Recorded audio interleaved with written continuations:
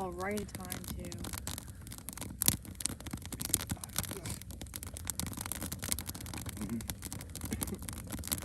Eat shit, Michael Myers. You tried to kill me. Literally. This fucking film tried to kill me. Michael Myers, you did kill me, you fucking pussy.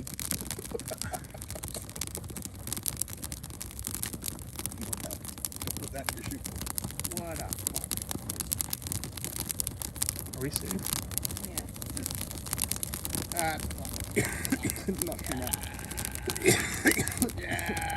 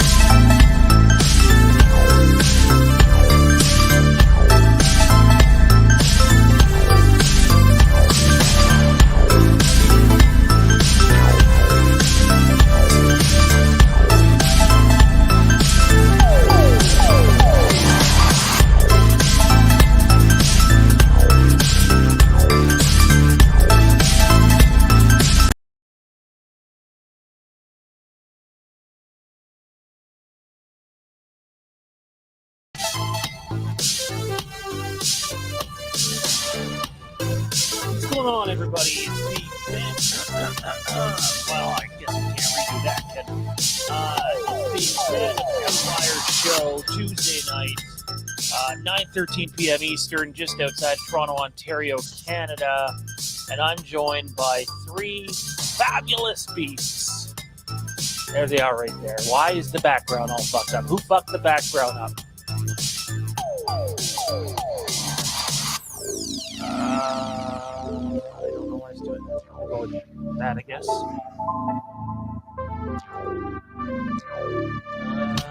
Alrighty. Showtime. What's going on? Johnny looks like he's already frozen, so we'll go over to Kieran. What's going on, dude? I don't know. The music's quite loud, though. Okay, good. Yeah. All ears on me. No. I don't know. Things are pretty good. Had a very interesting day. So, I don't know. Been good. Everything's been good. Do I have an echo? I have an echo, don't I? I don't hear one. Oh, it was because you put Johnny back in. That always happens. I always forget that. Yeah, had a good day. Feeling good. Happy. Got tons of shit to talk about, so let's cut down the intros here. I don't know if we can do that. Everybody seemed to flood in during that. And by the way, I see a lot of people wanting to talk Star Wars in the chat, so that's kind of cool. It's almost as if we have a really good Star Wars show going right now, like that we can all talk about. Yeah, you know. Regardless of what some idiots think. Fuck them. Pieces of fucking shit. Anyways, Spaceman, 2 a.m. here in England. You're watching us at 2 a.m., man. That's awesome. And then we have, I think our boy Linton is over in England, too. I could be wrong on that, though. I feel like he's an England guy. Anyways, put your questions and or comments in the chat. It'd be appreciated. We'll get to as many of them as we can. This might be a show. I'm not saying you have to, but if you want to get our attention, you might want to send in a super chat, or if you can't afford it, maybe just send in a chat that's just all capital letters to grab our attention, just because we're going to be rifling through these topics really quickly tonight, because this can't be a long show. Johnny, at least, I don't know if you're intending to sleep, dude, before tonight, but I have my eyes set on 3 hours. I wouldn't expect to get any tonight before the show. Bummer. Also joining us, that was Johnny. Tommy B, what's going on, man? Hey, buddy. Little bear behind you. What's going on? Someone rob you?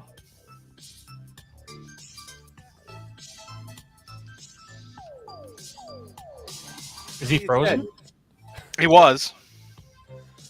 Oh, you're not using Chrome, are you? No, this is Chrome. Oh, maybe. Come again. I didn't hear what you said. I said it's looking rather bare behind you. Did someone rob you? Yeah, buddy. Well, this is my last show in this. Jeez, this is news to us. Wow. Crossed. For everyone, I settled on a home, I guess a little over a week ago. The wife and I will be moving this weekend, so big site stuff. My office is, for the most part, all packed up, and we're going to be moving this Saturday. What do you use microphone right now, if you don't mind me asking? I just want to make sure it's not StreamYards doing BS. AirPods. Okay. I was going to say, it's not your normal setup, right? No, I already packed all that away. My line, actually, after tonight's show, let me correct that. Not tonight. Probably tomorrow. My line's going to get ripped down off the ceiling. The Ethernet port. Gotcha. By the way, before I forget this, because I think we did it for I think Kieran was a part of it. You, Jared, and I did a 5K stream for an hour last week at some point, and there you have it. Yay! 5K, so it's appreciated. Got 5 strikeouts. Yeah, it's not bad.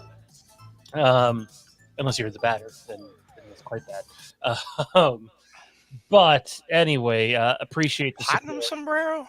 We've had a lot of new people come into the channel lately, all various topics, which is encouraging. But why don't we start today with showing all of you the? Of course, this is the one thing I didn't load in. This is the show schedule for this show, so you have an idea what topics are coming up. So you don't have to bug us when we're getting to whatever topic. Or you might want to leave for a bit and then come back. It's your choice. But we have Obi Wan Kenobi, Star Wars Celebration, Haddonfield to Vanish. That's right. We're I'm going to drop like a mixed bag of shit tonight. It's not a trailer. It's also not just bloopers and not just B-roll. It's kind of a little bit of everything. I probably should have just titled it Leftovers. That probably would have been more appropriate. So we're going to take a look at some of that stuff. The Gauntlet, Scream 6, and the Sydney/Dev Campbell stuff. Friday the 13th plans, maybe. Halloween Ends trailer, and The Mask. Cinematic Showdown, Dark Match Drive, which is the new wrestling segment named after Jer's group that he has over there that he advertises. So we'll have that a little later tonight. Looking forward to that. But right out of the gate, guys, let's get to some Obi Wan Kenobi. We're 3 episodes in. I don't think I've hardly got to talk to any of you about this episode. I know Kieran and I intended to talk about it on the 5K stream, and it just never happened because it got away from us, the stream, and it was actually just a fun get-together. But Obi Wan Kenobi is halfway done already, guys. And boy, was episode 3 a barn burner. Kieran, what do you think, man? So it's hard because I really liked it and really enjoyed it. I was on the edge of my seat, but I did think it was like a little bit of a drop off for me from episode 1 and 2, just because there was lots of things that was kind of nitpicky about when it came to Darth Vader. A lot of it didn't feel very Darth Vader-y to me, which is okay because it's like the earliest, well, not the earliest version, but a very earlier. It is the earliest version we've seen of him in the suit, yeah. In the suit actually doing stuff, because he doesn't do anything. Yeah. End of Revenge of the Sith, right? Well, I mean, I guess, like, if you say the earliest Darth Vader, you're talking about episode 3, the end, yeah, but yellow eyes and shit. Oh. But anyways, I can see how he could be a little bit different from Darth Vader, who's all but conquered the universe already. But how much did you pay him to say that? I don't know who Spaceman is. Or actually, sorry, Space Man. Yeah, I don't know. I guess that there was a little bit of a drop off there. I felt like he was different, and I hear he's been played by more than one actor in the suit. I don't know if I fully understand why they need 3 different people. Other than I know the suit is like really stupid heavy. But so let's map this out for everybody really quickly. There's 3 people that play Darth Vader in the suit. It's Hayden Christensen, Tom O'Connell, and for the love of God, I can't pronounce the other guy's name. One of the guys is basically the stunt double. In fact, you've already seen the one guy on camera, and he was the Zabrak at the hallway that Obi-Wan puts down. That's the guy playing Darth Maul. Yeah, Darth Maul. You see where I was taking that, though, Zabrak. Darth Vader. So I don't know which of those 2 are doing which specific thing. I just know that one of them is in charge of doing all the high stunts. So obviously there's some bigger Vader stunts to come. And then the other one, from what I understand, is the full body shot guy. So whenever you see him head to toe, it's the other guy. And then anything that's not a full body shot is Hayden. I don't know why. I don't understand. I'm assuming we might get a look at that if they do Disney Gallery for this. And I think they've done Disney Gallery for every Star Wars live action. Yeah. So I would assume it's coming. Plus, who wouldn't want to watch that? Would be beyond surprised if they didn't do something. Yeah, so my thing is, I feel like it's kind of obvious. I feel like I feel like sometimes he feels one way and sometimes he feels other ways. It doesn't feel very, like, he feels kind of menacing and slow sometimes, but he also seems kind of like aggressive and fast sometimes. And it just, I don't know, didn't feel very Vaderish to me. I was not really. I liked it, but I thought it wasn't very Vaderish. I don't know, I guess. But either way, the episode was great. Ewan was awesome in it. It's telling a story that's awesome. Like, I can't wait to see the next episode and see how he's just dealing with the aftermath. I think I stated in our little chat we have that, like, oh, by the way, like, possibly the greatest Force user of all time is not dead. You didn't kill him, and he's coming to kill you now. Like, Jesus Christ, like, Like, that's got to be, like, you got to be shitting your pants. And then, like, every time you use the Force, you're like, shit, I'm rusty at this. Like, he's not going to be able to defeat him unless he, levels back up to full power there. And, yeah, like, I was definitely really excited for the next episode. But, yeah, just a little bit off on Vader for me. I thought Johnny and I talked about this pretty extensively for the short 15 minutes we were on there. I felt the same way you did at first because I was like falling asleep the first time I watched the episode. I just was so exhausted because I'd hardly gotten sleep the night before. And then I had a chance to watch it again, and like it's shot exactly like Michael Myers is shot in Halloween. To the point, the head writer, Joby Harold, even says it in a Vanity Fair article. So I took myself out of like, hey, just expect Star Wars style shots and look at it more as a horror movie. And it's definitely the closest Star Wars has ever come to feeling like a horror movie. So I dug it. I did dig it. I'm not reading too much into the lightsaber fight because I think there are other things at play still going on. Even with the, him getting away and like, why didn't Vader walk through the fire? Well, there's an abundance of reasons why that could have been. I just think everybody needs to remember that this is not episodic. It's meant to be one long movie broken into 6 parts.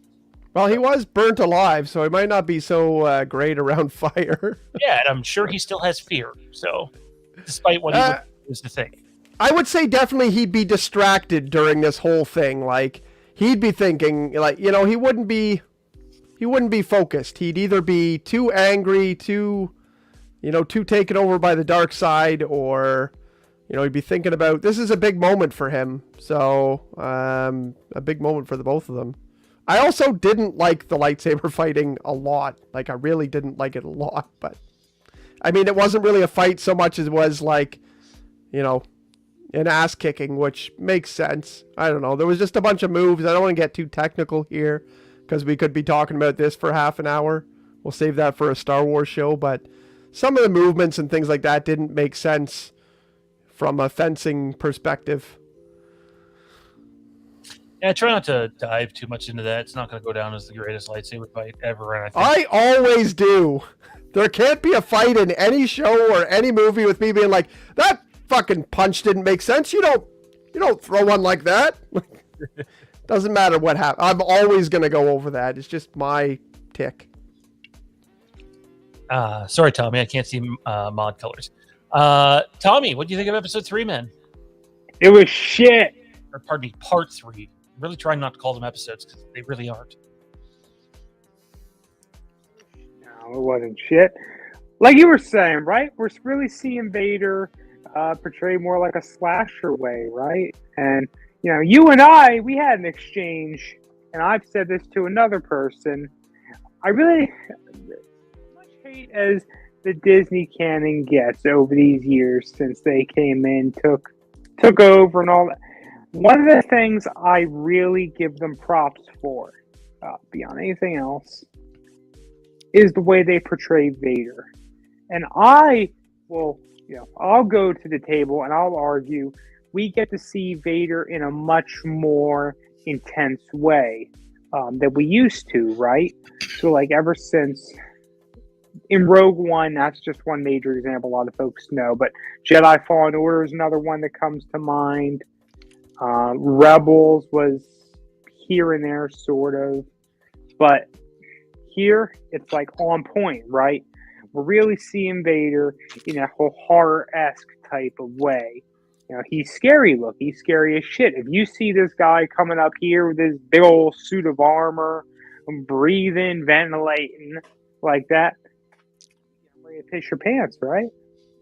So I just think that's totally on point. I'm loving it. Better or worse about the actors. I knew there was one other person in the suit, which is not double. I know there's people that like love to champion the whole David Prowse was the only guy in the Vader suit in the original trilogy, and that's bullshit. It's not true at all. But I don't recall them ever having 3 people in the suit, and then obviously the voice. I know James Earl Jones' name came up, but to be clear, if you watch the credits all the way through, It's the re-speecher they used for Luke in Book of Boba Fett, and I'll be honest, I'm glad they did because the voice sounds way better than in Rogue One. Oh, and I don't know how true it is, but the the X-wing pilot who appears in I don't know if he appeared in Book of Boba Fett again, but he was in Mando season 1 and 2. He's from Kim's Convenience or whatever it's called. Yeah. Listening to that guy who's obviously employed by them. And he says that Hayden Christian, I forget his name, Paul somebody, I believe his name is. But he says Hayden Christensen's voice is in there too. And it's primarily old James Earl Jones dialogue from various movies combined together, plus the re-speecher. And then they've had Hayden record all the lines, and it's like a mix of the three to try to get like a bit of a younger Vader sound. So that was kind of cool. They're definitely diving headfirst into the whole let's use as much technology as we can in this. Right. The reason they need 3 guys to play Vader is because Hayden's actually not even a good farmer, so he's not even strong enough to lift a suit. So turns out he's a failure at that too. I would love to know the reason, because like he's jacked. I saw him at not that I was at Celebration, but Hayden is big time. If you take a picture of Hayden today, he's jacked for sure, absolutely. Dude's 6'6". There's no reason he can't play Vader. He can't lift a suit. Maybe that's it. I don't know. I'm not going to go and say that. David Prowse was a bodybuilder too, and a terrible lightsaber fighter, which is why they had another guy sneak in there for a lot of the other stuff. So I can't remember the other guy's name. Something Johnson. I feel like Johnson was the last name. I put a lot of stock into David Prowse being like Vader's movements and stuff like that were excellent, and I think that David Prowse adds a lot. So we're hating on. Are you a Prowse hater? Oh my God! You're gonna play that card? Are we going that way? Fucking full on heel turn. Oh boy, Johnny, we haven't talked really much the last week. Life's just been busy. We're on, by the way, a little later tonight, or I guess in the morning at 2:15 p.m. Eastern. We have 2:15 a.m. Eastern. We have the Obi Wan Kenobi Part 4 preview show, followed by the Obi Wan Kenobi review show at 4 a.m. Eastern. Dude, how much of your thoughts changed? I don't know if you've watched the episode again. I haven't. But where are your line of thoughts now, anyways, with Kenobi? I mean, I'd say they're about the same as where they were. I'm excited for it continuing, and I think, I do think that this was a better episode than the previous two, just sort of progressing that arc forward. I loved it, but, there were definitely things that sort of took me out of the moment. I didn't like quite how bright the reflected lights were off the lightsabers in the darkness of the quarry. That was a little too excessive for me, personally. But the fight, going back to that, I think looking back on it now, I see it in a much different light than I did then. Because now looking back on it and thinking about it, I feel more like Vader is apathetic. This isn't Obi-Wan Kenobi. This is a shell. I'm not going to waste my time on this guy. It feels sort of, there's some degree of apathy when he just lets him walk away so that he can, get himself back into fighting shape, as it were. So I like that, looking back on it and seeing him, throw him into the fire and all that and not chasing him or anything. It's like, okay, great. He doesn't want to go through the fire. He just walk around it. It's not, it's not an all-encompassing fire line that's impenetrable. The guy can, let's be honest, he could have just snuffed it out with the Force instantaneously if he wanted to, so I don't, yes, was there some degree of emotional effect from the fire? Sure, but let's not forget, if it was that big a deal, he wouldn't have started it in the first place. It was a fire of his own creation. So, if it's going to have that type of negative effect, the guy also lives on Mustafar, surrounded by lava. So, I don't think this is quite as, oh my God, I'm afraid of fire and lava and all of these things. No, he immerses himself in it because of that, that hate, his hatred of it fuels him. It's not fear, it's hatred. He hates these things, and that fuels his his anger, his hate. Let's be real. I don't think he's alive if he's not a Sith at this point. Like, No. I mean, He's much a lot- like Maul, his hate and anger fueled him. yeah. You know, was it put in the right place? No, and that's proved. You know, when he eventually does die, that his faith was put in the wrong place. I totally believe in owning up when we're wrong, which is funny. I'll throw it up on Google, or not Google, on Fandom Empire now a little later on. But Don says, Kevin says, Hayden Christensen's not 6'6". He's nowhere near that. He's 6 foot, which is curious because I literally just saw 2 listings, and one says 6'6" and the other one says 6 foot. And I just did some research as Johnny was talking there, and it is 6 foot. So there's your explanation. They can't. Yeah, that's what I thought. I thought that was weird. I didn't want to call you on it, but he's not that, like, he's not way taller than, Ewan or anyone else when you see him do interviews. So that makes sense then why they need a different guy. Yeah, And there's 'cause probably he's only weak. so much Hayden can do. Hayden can probably do the close-ups in the fights, and then anything that's not a full body shot. So, but this might not, thrill Kieran. I believe, again, no guarantee, but I believe we're going to see a lot more of Hayden, and I don't mean the suit. So we'll see. Sean wants to see Hayden's junk. For sure. Sign me up for Hayden's junk. I think it's safe to say we're not going to be seeing that in this because he wouldn't have junk anymore. Yeah, the junk is gone. It's a safe bet. I mean, the guy lost all his limbs. I don't think his junk survived. They got pretty good prosthetics. Yeah, no. Rick and Morty episode about that. But that's not his junk, though. I mean, that's fake junk. To Don's point earlier, though, it isn't Hayden walking. Hayden, not to say you don't see Vader walk in a non-full body shot, because you do quite a bit. Simply saying it's all Hayden when it's not full body shots. So I think anytime they can't use sort of forced perspective to make Hayden look bigger is when it's not Hayden. Well, I think the scene where you see him in the throne room is Hayden, because you can use perspective to make him look bigger. So you don't have to worry about that. But when you pair him up with other people and you're seeing the full body, then you kind of have to, you have to actually have that imposing physical specimen that is Darth Vader. And if you're going to be moving and stuff, you can't exactly put 6-inch lifts in Hayden's boots and say, here you go, be Darth Vader.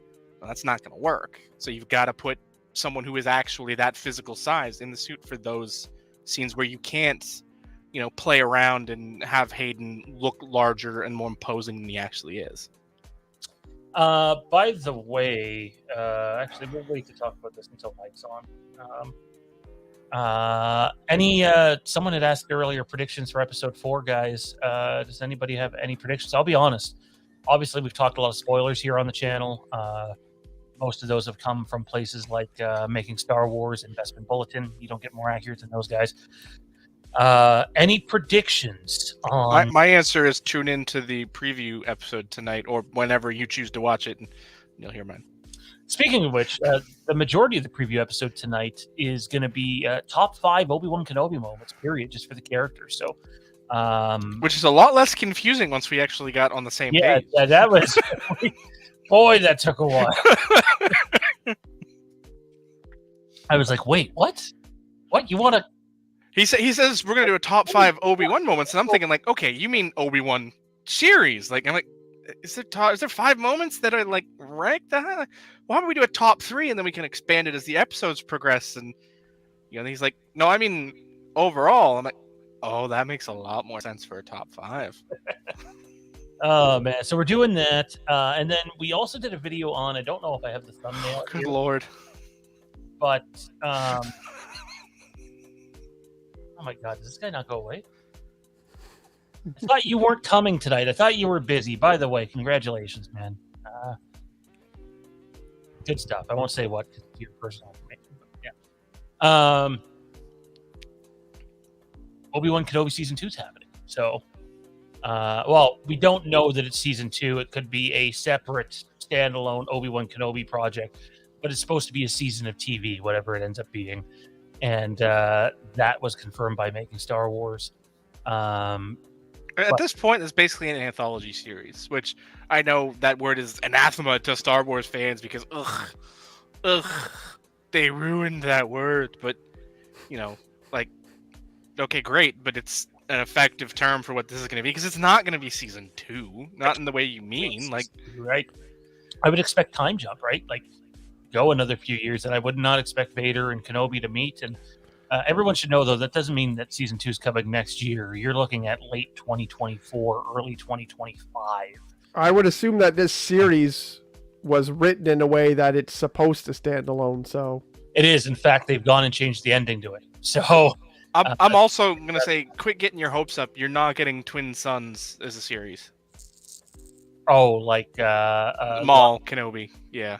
I would have agreed with you like 3 days ago. And then there's been some rumors about what they're going to do in Ahsoka. And I was just kind of like, oh, so you're just going to retell cartoon stuff in live action. Interesting. I don't know how. How the hell would that be a series in and of itself? No, but I think Johnny means like have the event happen, have the Kenobi. Well, I mean, a little of both, right? Because it's not really episode. It just sort of Maul shows up on Tatooine and they fight. There's really no build to it. It just happens. Like, unless they want to change the story, which, don't get me wrong, they could, and it wouldn't be the most, it would suck for a Rebels fan, but it just, I don't think you can make a 6-episode arc out of that unless you're gonna make like Darth Maul, like a series specifically. Like, if you were to call it like what was the name of the gang? I'm drawing a blank on the gang name. Black Sun. Oh, Crimson stuff. Yeah, if you were to call it like Crimson Dawn, right? Crimson Dawn. Crimson Dawn. Yeah.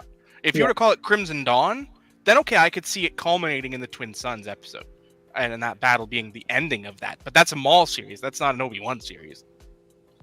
Yeah, the way I understood it is Kenobi Ewan, Hayden, and somebody else would all be back for a follow-up.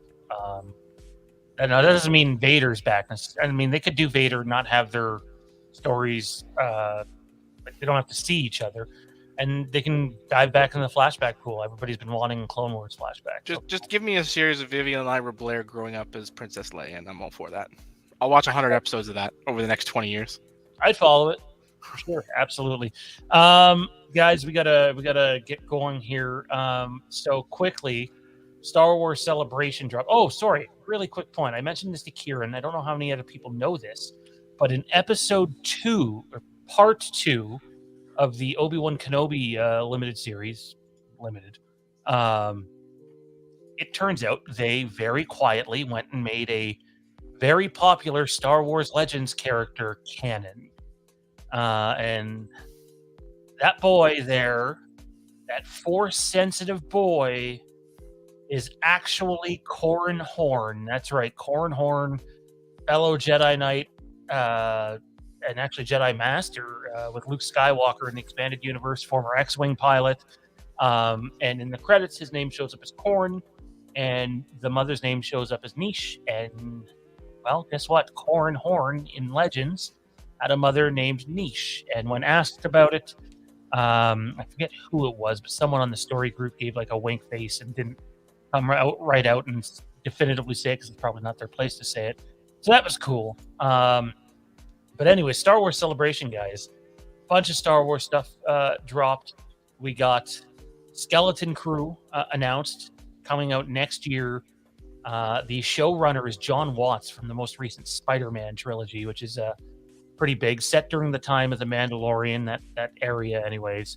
And as I said, starring Jude Law. How's everyone feeling about Skeleton Crew really quickly? Let's go around the table. Yes, why is Dumbledore in a Star Wars movie? Is that who he plays in those movies? In the prequel series, yeah. The Fantastic Beasts movies. He's Dumbledore. Yeah. With that beard, he looks like Dumbledore.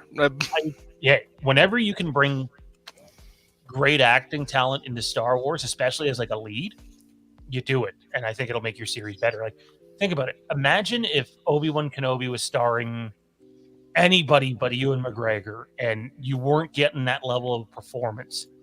Everybody would be picking the show apart because it's meant to be a character piece. It's built on the strength of acting. So yeah, talent speaks no matter how bad everything is around it. I mean, people complain about Solo, but Woody Harrelson's performance, top notch, because Woody's a talented actor. Like the project around him may not be great, but his performance, top notch. Can someone? Facebook is not loading for me. Can someone send Mike Bish the StreamYards thing? I don't know if he's seen it. I don't know if that was the implication he was making earlier in the chat or not. Talking Star Wars. You gonna stay up with us? I know you're usually in bed at that time, but one prediction: Quinlan Voss appears. He was mentioned obviously in part 3. Lots of Quinlan Voss fans, big part of the expanded universe, and also obviously in canon too. Perhaps played by O'Shea Jackson Jr. So I know O'Shea Jackson Jr.'s character's name is Roken, but I suppose Roken could be the equivalent A nom de plume of Ben and Obi-Wan. I would say this, though, the appearance really doesn't come anywhere close to matching up. And I have a hard time believing that they would take too many liberties with that, because Quinlan Voss has a pretty unique appearance if you've ever seen the character. So I think O'Shea could line up with him physically. I once this rumor started going, I googled some pictures of O'Shea, and I could see it.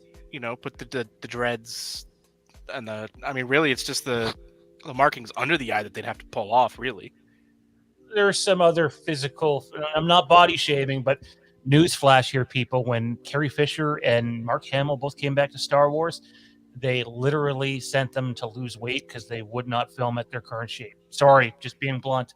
They wanted them to lose weight. That's how that's standard practice. That's Hollywood. Yep. What do all the Marvel guys go through? They send them a guy and go like, you're working for 6 months, or it's in their contract quite often. Like, you're going to get to this, or we'll find someone else. So that's just Hollywood. That you could get angry at Hollywood, but it's a pretty sleazy business altogether. So I'm really excited to see O'Shea Jackson Jr.'s character, because whether he ends up being Quinlan Voss or not, from what I understand, he has a really big part. He did mention that he was worried, like he said something about when people were saying about the whole racism thing going on. Like, I wonder what the Star Wars fans are going to think of my character. Like, I bet like they might end up being pissed off. So I don't know if that implied that he was a character that we already would want to see. Like, if he's going to, screw up a character, which I wouldn't say, but, or if he's saying he's going to have a lot of screen time. I don't know what the exact quote is, but he's like, I might piss people off with the whole Moses Ingram stuff. I'll backtrack for a second here, but we got to move on from Star Wars really soon. Tommy, what were your thoughts on the announcement of the Skeleton Crew being run by John Watts from the Spider-Man trilogy starring Jude Law? Honestly, I really don't know what to think about it. It's something that kind of caught me like out of left field, right? Not something was really on my radar. I'm keeping my mind open. What it ends up being. Diane asks, more Anakin showing up. I don't know if it's tonight or in the morning, whenever you see it, but from what I understand, yes, eventually.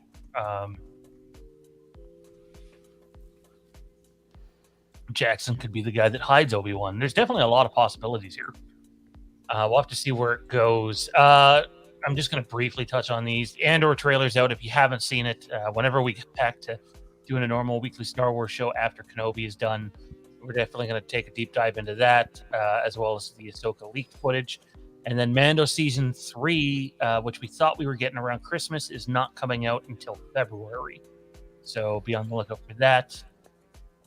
Really briefly here, guys, like 30 seconds apiece. Tales of the Jedi. Did anybody have any thoughts on that? 6-part animated series. The first three episodes focusing on Ahsoka's life, and then it's the other 3 that excite me. The other 3 episodes are Jedi Dooku and his apprentice Qui-Gon Jinn. Something like this, I really wish we were getting just more, right? So, like, if we were going to get these short episodic type things, I really wish they were just a little longer in length. It didn't have to be, a full-scale series like Clone Wars or Rebels, but like give us like a direct-to Disney Plus movie type thing, an hour-long featurette or something. Especially the first time we're ever going to see Dooku, young on screen, right? Something like that. I would have loved to have seen longer. But, I mean, it might be a bit like we might get more of it though, right? If it ends up being really popular, we might get more of it. So I don't know. I'm pretty excited about it. I don't really need any more Ahsoka right now. I know there's big fans of her. I feel like she's kind of getting the Harley Quinn, like overdone type of job, but I know lots of people don't think that way, so that's fine. I'd actually agree with you, man. Love Ahsoka. Was quite surprised that she was going to take up half of this. But hey, I think I'm just ready to move on from animated Ahsoka. We've seen so much animated Ahsoka. Let's just stick with her in live action. Go from there. Johnny, any thoughts on Tales of the Jedi before we move on from Star Wars? Not really. I mean, once it comes out, I'll I'll give it a look-see and see what kind of stories they tell for the characters. I mean, I'm interested in it, because you've got Liam coming back to do the voice of Qui-Gon, which is always fun. But I don't know. I mean, Liam coming back to do Qui-Gon without Christopher Lee being able to come back as Dooku kind of sucks. But there are, of course, ways around that they've worked very hard on lately. Absolutely. Anyways, that's going to do it for our Star Wars discussion tonight. Don't forget that we have the Obi Wan Kenobi preview show 2:15 a.m. Eastern tonight. If you're crazy and you're up then, feel free to join us. And then we have the review at 4 a.m. Let's move on, though, fellas. I'm not sure what we're going to go to next, but we have two guys to introduce. First up, he is the host, right? The host of the Take One podcast. And he actually just dropped another new episode. Look at this guy, fucking busy, getting all the big names. Mr. Bish, what's going on, man? What's going on, man? How y'all doing? We're doing. First of all, I owe you an apology. let's start there. Not just because we ran late. That's a given. But I was on the road and I seen the Sydney stuff come, and you had said that Sydney was out. But the only place that we could find it, because we pulled over quickly, was just garbage places. So I was like, I'm not sure I put any weight into this yet. And I still actually have a completely different take on this than I see a lot of people putting out there, but we'll get to that. Either way, didn't mean to discredit you, because obviously, at least for the moment, you were definitely right. Oh, you're good, man. I mean, I heard it from garbage places as well, so. Just take the apology. It doesn't come around very often. Well, I'm about to play a video package here very shortly that I probably owe Kieran an apology for too. So a couple of them probably still. For fuck's sakes, you're not going to show anything bad about me, are you? It depends what you mean by Jesus Christ, John. All Give right. me a heads up here. Also joining us, he is the creator and founder of the Dark Match Drive over on Facebook. Great group. Check it out. He also runs a Google Drive that he's going to tell you about later, because I don't remember the details to it. Joining us now. It's also the name of our wrestling segment moving forward at the end of the show, but there's no intro prepared for it. It's Jared. What's going on, man? Pro wrestling is awesome. I'm doing pretty good. It's been a crazy 48 hours for wrestling news lately. So, plenty of stuff to talk about today. And on top of all the Scream stuff. Mm-hmm. There's plenty of rumblings out there, and I'll be honest, we're going to go down the Friday the 13th rabbit hole too, which what I have to say might piss some people off. So we'll see. That's awesome. I love that series. All 3 seasons of it. What was next? Was the Vanish next, guys, or was it the Gauntlet next? I can't see it now. On the image, it was the Vanished. All right, so everybody's been talking about. Not everybody, but those that follow our channel have been bugging. Where's the Vanished? Where's the Vanished? Where's the Vanished? I will preface this. I was going to say this after the footage, but I'll say it now. We filmed extensively for 2 weekends basically a year apart. And the second weekend went really, really good.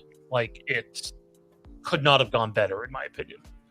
And the first weekend was nothing short of a fucking disaster. But there was so much, there's still a lot of good pieces from that material that we wanted to use. So it's been a really overwhelming process going back and sorting through all this footage. And what you're about to see, I would describe it as the leftovers. There's no actual, like, every take you see in this, I think it's a 5-minute clip. I did not mean for it to get this long, but it did. Everything you see are not shots that we actually used in the movie. There was always a better take that we used, but I figured we would pile this stuff together and put it out there and have some fun with it. So you'll see some bloopers, you'll see some B-roll, and just some alternative takes and get an idea of what we're going for here. So don't judge too harshly and have fun.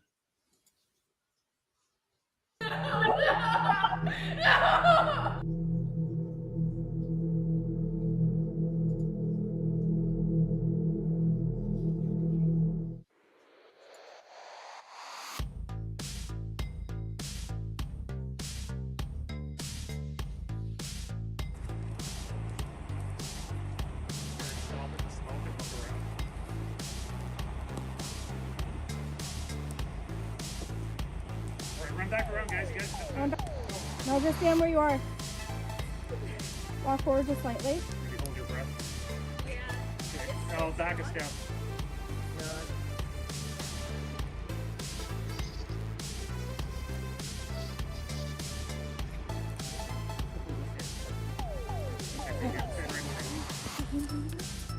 Step to your left, guys.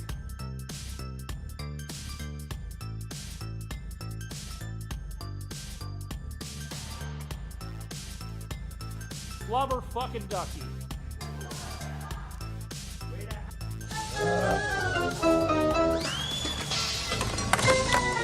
Play. Play. Where are you? Play. Where are you? Play. Bro.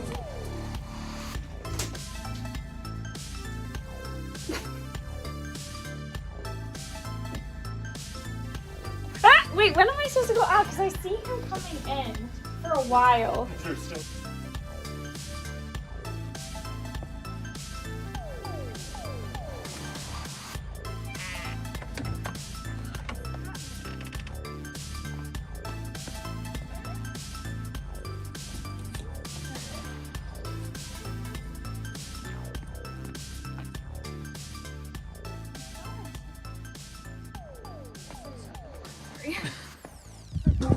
I know, I was doing so good.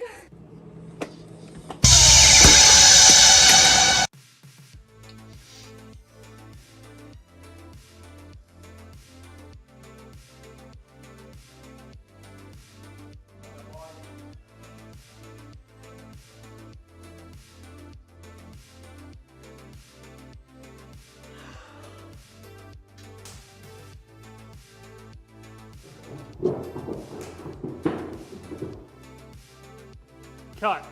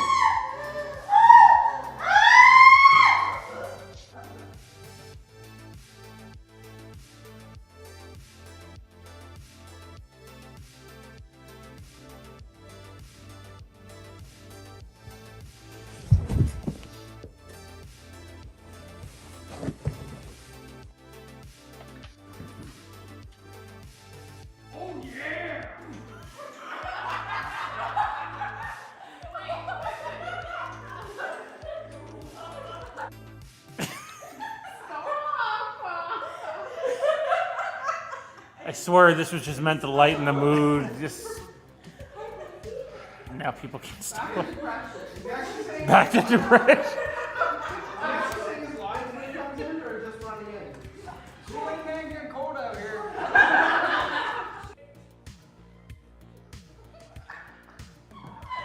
Oh, wave him in. Wait.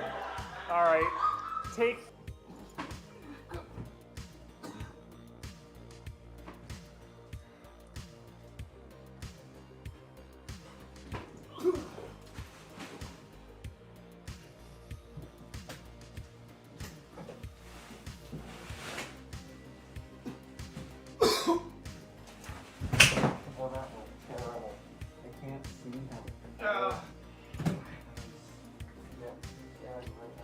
And I'll try to fall that way.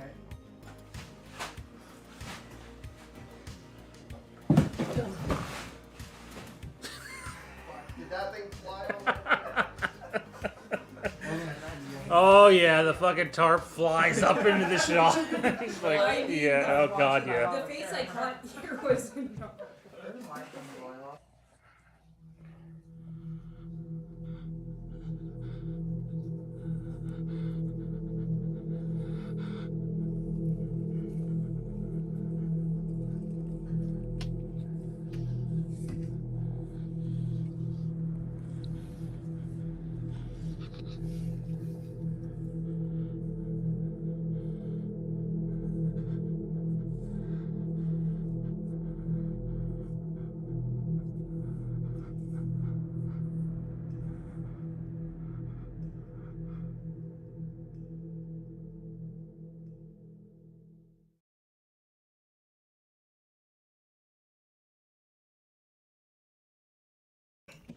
Well, there you have it. It's a little something from the movie, The Leftovers. I'd say the closest thing to feeling like the atmosphere of the stuff that's actually been put into the edit is probably closest to the final shot there at the end. I'll bring it back up.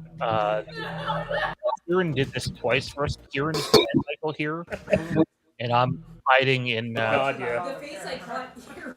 hiding in my little guy's teepee during this. And I think it comes off good. I think the suspense is there. I thought it was it's a pretty neat shot. It's pretty creative for, super low budget we are.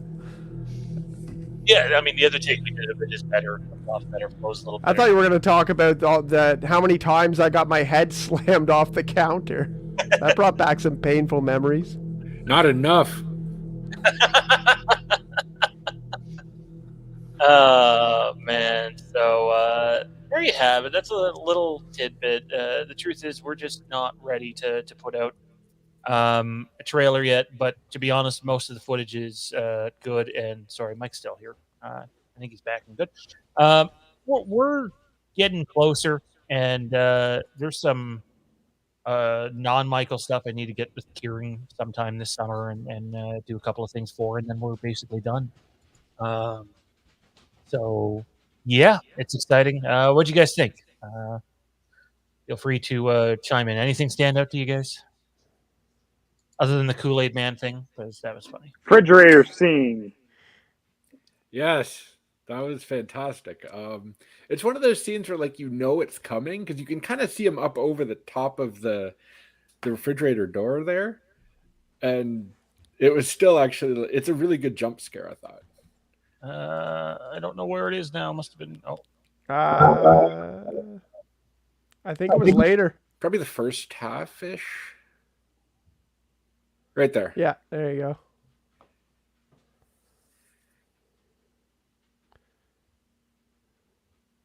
I think the sound effect helped that you added in for that shot. Oh, the actual shot that we used for the movie has a different effect. That one's a bit too on the nose for Halloween, but it works. I can't wait to see the beating in that scene. That scene specifically, I won't lie. Have you guys ever heard the story? Specifically, this would be to the Star Wars people of how they shot the Tusken Raider attacking Luke. That he only goes down on Luke once, and they had to actually go back in post and shake it, so it made him look like he was going multiple times on Luke. I'm sure Luke was happy. I had to do something. Yeah, he goes down on Luke. Yeah. Johnny, thoughts? Filming bring back any memories for you, man? Well, I know you weren't there for that, but I mean, you've been a part of different filming things we've done.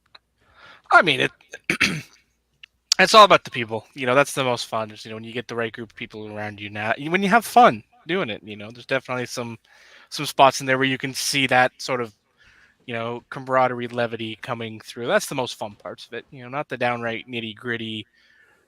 Working under the lights when it gets hot and sweaty and gross, especially when you're behind the camera. That's when it's like painful. Like it's, you start feeling the heat from the lights quicker just because you're closest to them, and yeah, that's the not fun part. Keith says, looks good. Love the H2 sound at the fridge. Again, you're not going to get that in the actual movie, but all the haters saying there's no filming.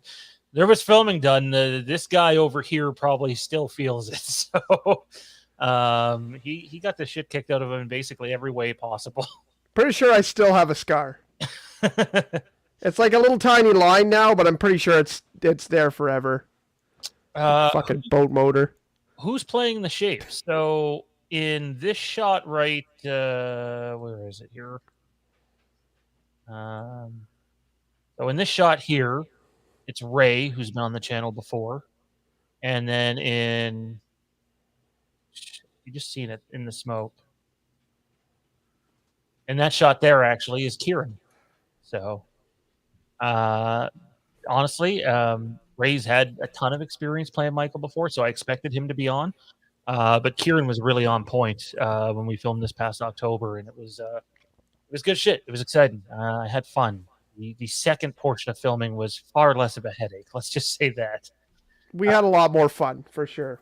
Definitely. Not as big of a time crunch either. Jade says that dang tarp. I do remember that coming up into the shot, which is probably a good thing, though, because earlier in that shot, the camera went out of focus. So lots of love from the chat, so it's definitely appreciated. What's next on the agenda here, fellas? The Gauntlet. All righty, the Gauntlet.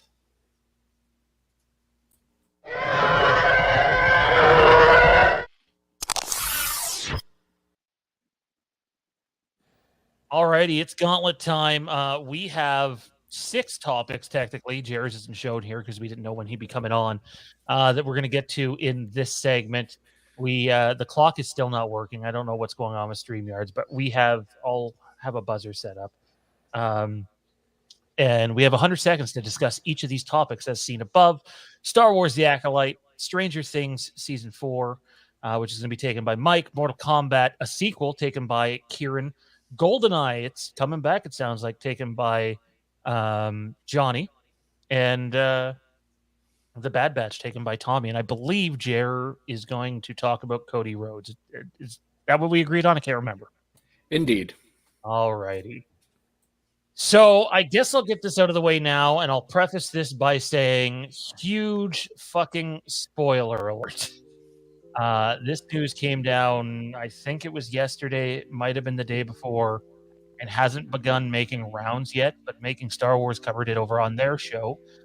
And it turns out that The Acolyte, which is being done by Leslie Headland, filming starts next year, and the film will release the series will release in 2024, I believe. Well, casting information has slipped out from that, and the roles of Darth Revan, Darth Malak, and Darth Bane have apparently all been cast in The Acolyte for Star Wars. I don't know how big of roles they are, no information, and we don't know who got the roles. They were simply a casting call. So yeah, that's kind of exciting. I accidentally set my timer for 80 minutes and not 80 seconds because I set mine late. But yeah, anyways, let's move on to Stranger Things 4 with Mike. Dude, huge weekend out of the gate for Stranger Things. Yeah, man. It did numbers. It did numbers. It's one of Netflix's biggest premieres ever. It's the biggest viewership in the matter of just 3 days. I think it's 287 million minutes feud or something crazy like that, and they break it down to minutes as well. And I threw it in the chat just to make fun and just joke around. They obviously compared it to Obi-Wan, but obviously Stranger Things released 7 episodes. Obi-Wan at the time, I believe they released only 2, correct? To begin with, yeah. And I think at the time, so it's a very bad comparison. But to be honest with you, Netflix is making a lot of money off of Stranger Things 4 with its viewership, and Disney Plus is making tremendous money as well. So I can tell you, neither streaming service is complaining. Neither streaming service hurt because of the other show that dropped. I think both shows have done fabulously well. And I'll be surprised. I would be surprised to see Obi-Wan continue to shine, and obviously Stranger Things when they release their final 2 episodes in the next couple of weeks. So we'll see how it goes. But big numbers for Stranger Things, the biggest Netflix show or season, I should say, to ever premiere for them. So I didn't expect anything less. It's their bread and butter show. So they pull the numbers that I thought. Obviously, $30 million per episode is what they marked it out as, and I see them making that money back, no problem. I would say that they have. So, alrighty, so Mike's time's up. On to Kieran, dude. You're a big Mortal Kombat guy. It sounds like, despite not performing overly well, because of the pandemic and it being a HBO Max release, I believe it was. It sounds like Mortal Kombat 2 is going to happen. What does it need to do to be successful, man? It's hard to judge because this was a movie that was middle of the pandemic, when things weren't open at all, and it did come out. I think I paid the $25 to rent this movie. I think that was the first of maybe 2 movies I actually did that for, and just pretended I was at the theater. The movie was obviously always meant to have more, a second or third in the series, because there was a lot of openings for other characters and places to go. At the very end, they give out that Johnny Cage will probably be in the next one, which is exciting for me. But I wasn't a big fan of the first one. And it was almost the same way that Suicide Squad was, where I liked the characters, I liked where things were going, but the story was just very blah, and it didn't end up the way I wanted it to. It was kind of Power Ranger-y, and I don't know. Not really a big fan of how that movie went. So, I don't know. There was lots of blood and guts and gore and action, so it was enjoyable enough. I'm hoping the second one has more story. And it's really weird because a lot of the characters died, so we have no idea in terms of characters what we're going to get. A lot of characters died, so including Kano, who was the best part of that movie. I still haven't seen that movie. So. Kano was by far the best part of that movie, and he died. So, but it's Mortal Kombat, so could be back. Johnny had to bow out, so basically, I'm just going to really briefly touch on his topic. I don't know what's going on there, so we're definitely hoping everything's okay and everybody's safe over there. GoldenEye, it's coming back. I believe it's going to be officially announced in the next. I think the Xbox thing is either this week or next week.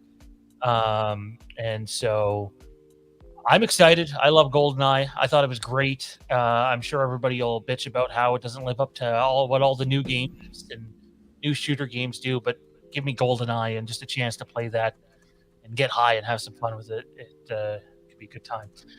Let's move on to Jared. Dude, what the hell's going on with Cody Rhodes? And maybe for that matter, every wrestler seems to be dropping like flies.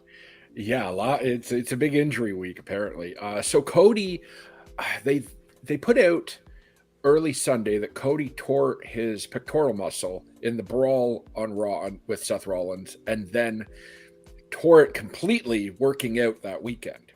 So everyone's panicking before the pay-per-view. He's in the main event of the pay-per-view Sunday night. What are they going to do? He shows up and works a Hell in a Cell match. He is purple from his shoulder down to his elbow, and his entire right side of his chest is purple. He works a 25-minute match, completely insane. And then he wins. And then obviously he's scheduled for surgery Thursday and whatnot. So you think it's the end of that. No, he shows up on Raw and does another angle where he gets beat up in the chest. It's insane. So for Cody in the future, people are kind of wondering, does this kill his push dead? Not at all. I think this endears him to the mentality of Vince McMahon. And Vince is going to look at that and say, oh my God, you did that for this company? I'm going to put the belt on you at WrestleMania. And I think if Cody is good come the Rumble, Cody's going to win the Rumble. We're going to get Cody and Roman at Mania. Cody gets his big crowning moment, which is perfect because Cody is, I saw it put 2 days ago, Cody is the hero of his own comic book movie. And it's perfect because he sees himself like that. That's why he didn't do the stretcher job last night. That's why he worked the match. That's why he does all these things to just further himself in not only everyone else's eyes, but his own eyes, because that's how he sees himself and his character. And it's kind of a shoot in a way, because that's how he views himself. And to watch the match on Sunday, it's intense.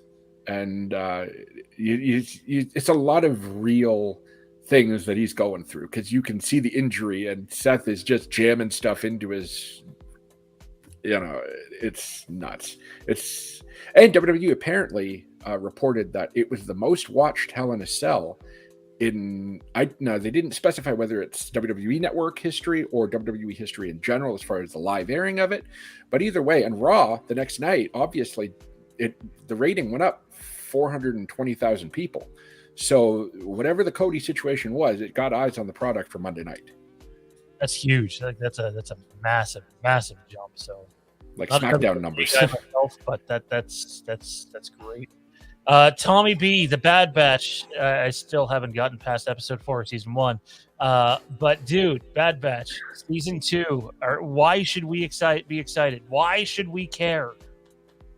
So last year we were introduced to the Disney Plus series Bad Batch, and what we got here is it's following this squad that ended up getting their start in that final season of the Clone Wars everyone loved, right? They were rescuing the clone Echo, who ends up becoming a member of the Batch. We got Bad Batch, their actual name is Clone Force 99.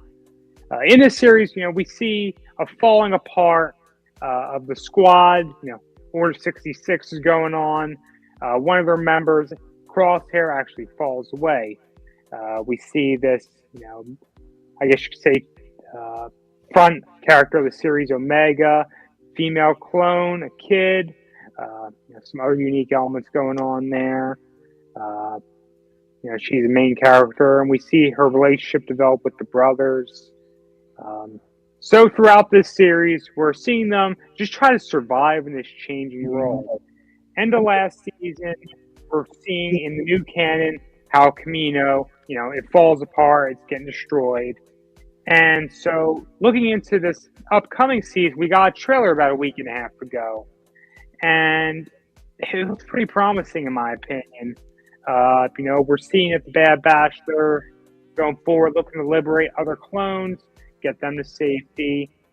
Maybe the highlight of the trailer was the return of Jedi Padawan Gunji, a Wookiee, and Emperor Palpatine, of course. And we got a lot more to expect. This season 2 is dropping on Disney Plus Wednesday, September 28th, and I personally am hyped for it.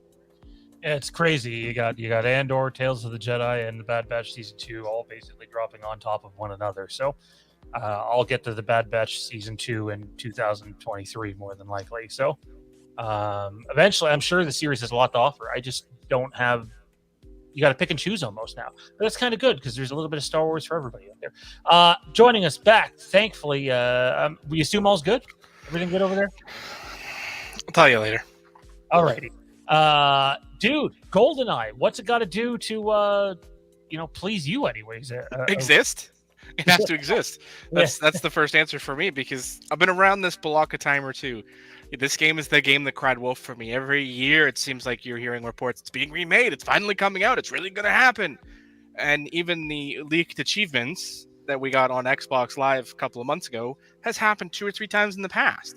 So I just, I don't want to be the guy that sits there with the bucket and says, relax, people. But I'm going to be that guy until somebody makes an official announcement of some sort of variety. This is the game that cried wolf for me. And if it happens, great. I will have fun, hopefully playing it, because it better have online multiplayer as capability. If it doesn't, I will murder someone.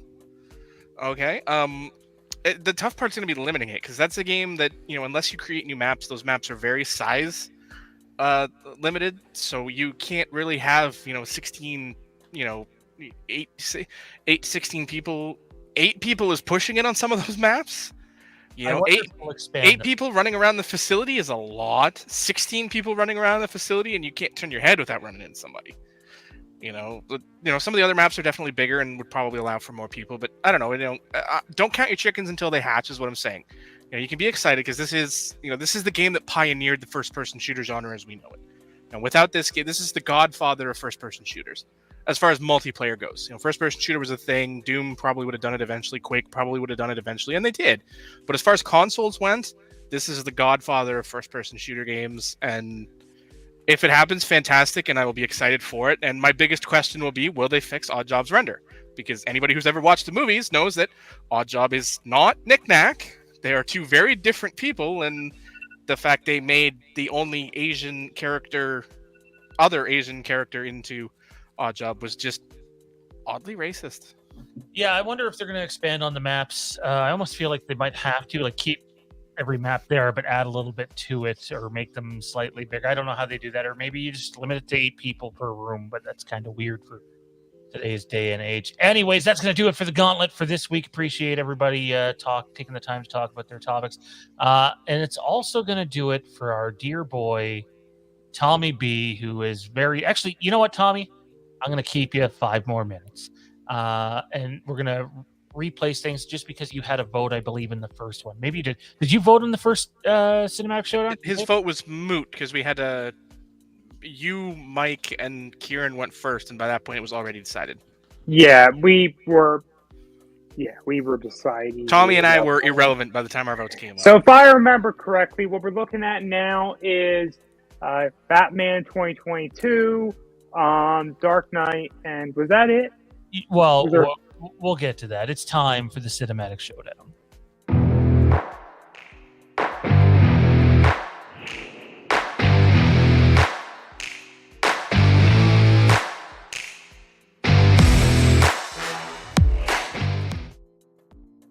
All right, so it is round 2. Round 1 had Batman Returns eliminated, right? Not Batman Forever. It was Batman Returns. And round 2 sees 3 films left to face off against one another. We got to vote one of these out, guys. The majority votes to the one that we vote out will eliminate one, and then next week we'll be voting on the winner between 2. And it's automatically hard. I guess week 1 ended up being way easier than I thought it was going to be. This one's a little harder.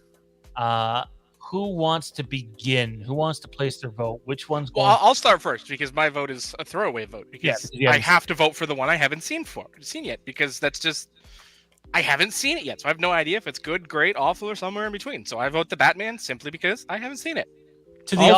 Shame on Johnny for not having seen it. Agreed. Shame. To the audience, comment down below and let us know which one of these 3 movies would you get rid of if you could only keep 2, and then next week you'll only be able to keep 1. So comment and we'll put your answer up on screen. Kieran, what are you going with, man? Can I go last? Yep, that's fine with me. I'll go next. I'm going Batman 89. I love Batman 89. Boy, that kind of really sort of changed the genre a little bit when it came out. And Jack's performance, and even Michael Keaton's performances, they're both great. But those other 2 movies, you're talking like 2 of the top 3 or 4 comic book movies ever made. So I got to go Batman 89 for mine. So we got 1 for the Batman and 1 for Batman 89. Who's going next? I can go next. It's easily 89 for me. I know this movie's got a cult following, but Knight and this year's film, blows it out of the water, in my opinion, easily. I guess we'll get Mike Bitt in here because he looks like he's ready to blow a fucking gasket. So I'm just struggling. This is, I know I said last week this is going to be really, really tough for me. Batman 89 is probably one of my favorites. Not saying it's the best. It's just one of my favorites. So I'm really struggling here between 89 and the Batman. Man, this is really tough. I think I got my mind made up. All right, you go, Kieran. Let me think for about an extra 20 seconds. I'm going to say The Dark Knight. And I like The Dark Knight a lot. But I like The Dark Knight almost exclusively for the Joker. Like, I really love the Joker in it. But I feel like it's the worst film for Bale. In terms of Batman being really, like, his bat voice being really terrible. And there's some crazy stuff in there from him.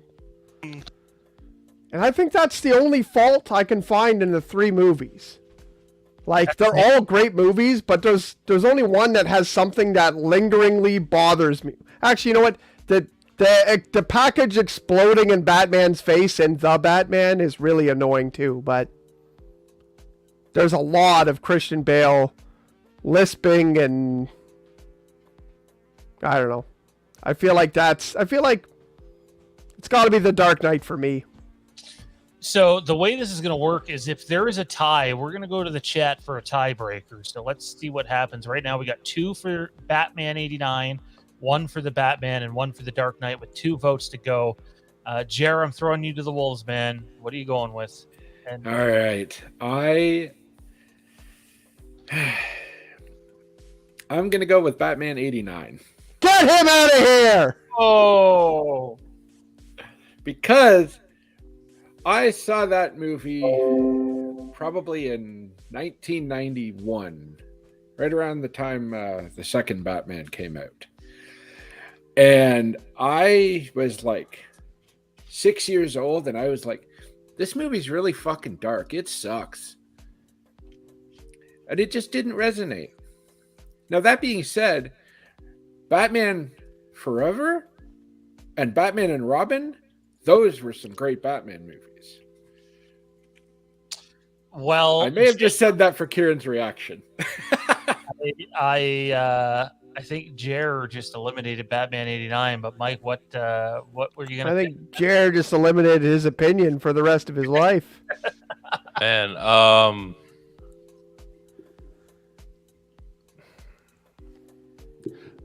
I would have to go Batman 89.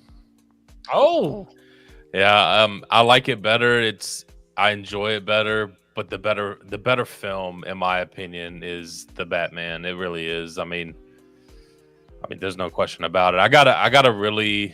I'm trying to learn to when it comes to stuff like this to let go of or not let nostalgia play a huge factor, because it does in a lot of my decisions, which is okay for it to be a little in there. Like, I get that, but it's affected decisions that I made for a lot. So I'm starting today, and I'll go the Batman, but I enjoy 89 better. So let's see. So 4 of us went Batman 89, so it didn't end up being as close as I thought it would be, but let's take a look at what the chat was saying. Anyways, Zach had the Dark Knight. Our boy Chris had the Dark Knight. Sarah Kaya said the Batman. Byron Weaver, Batman. You mean Batman, right? Not just...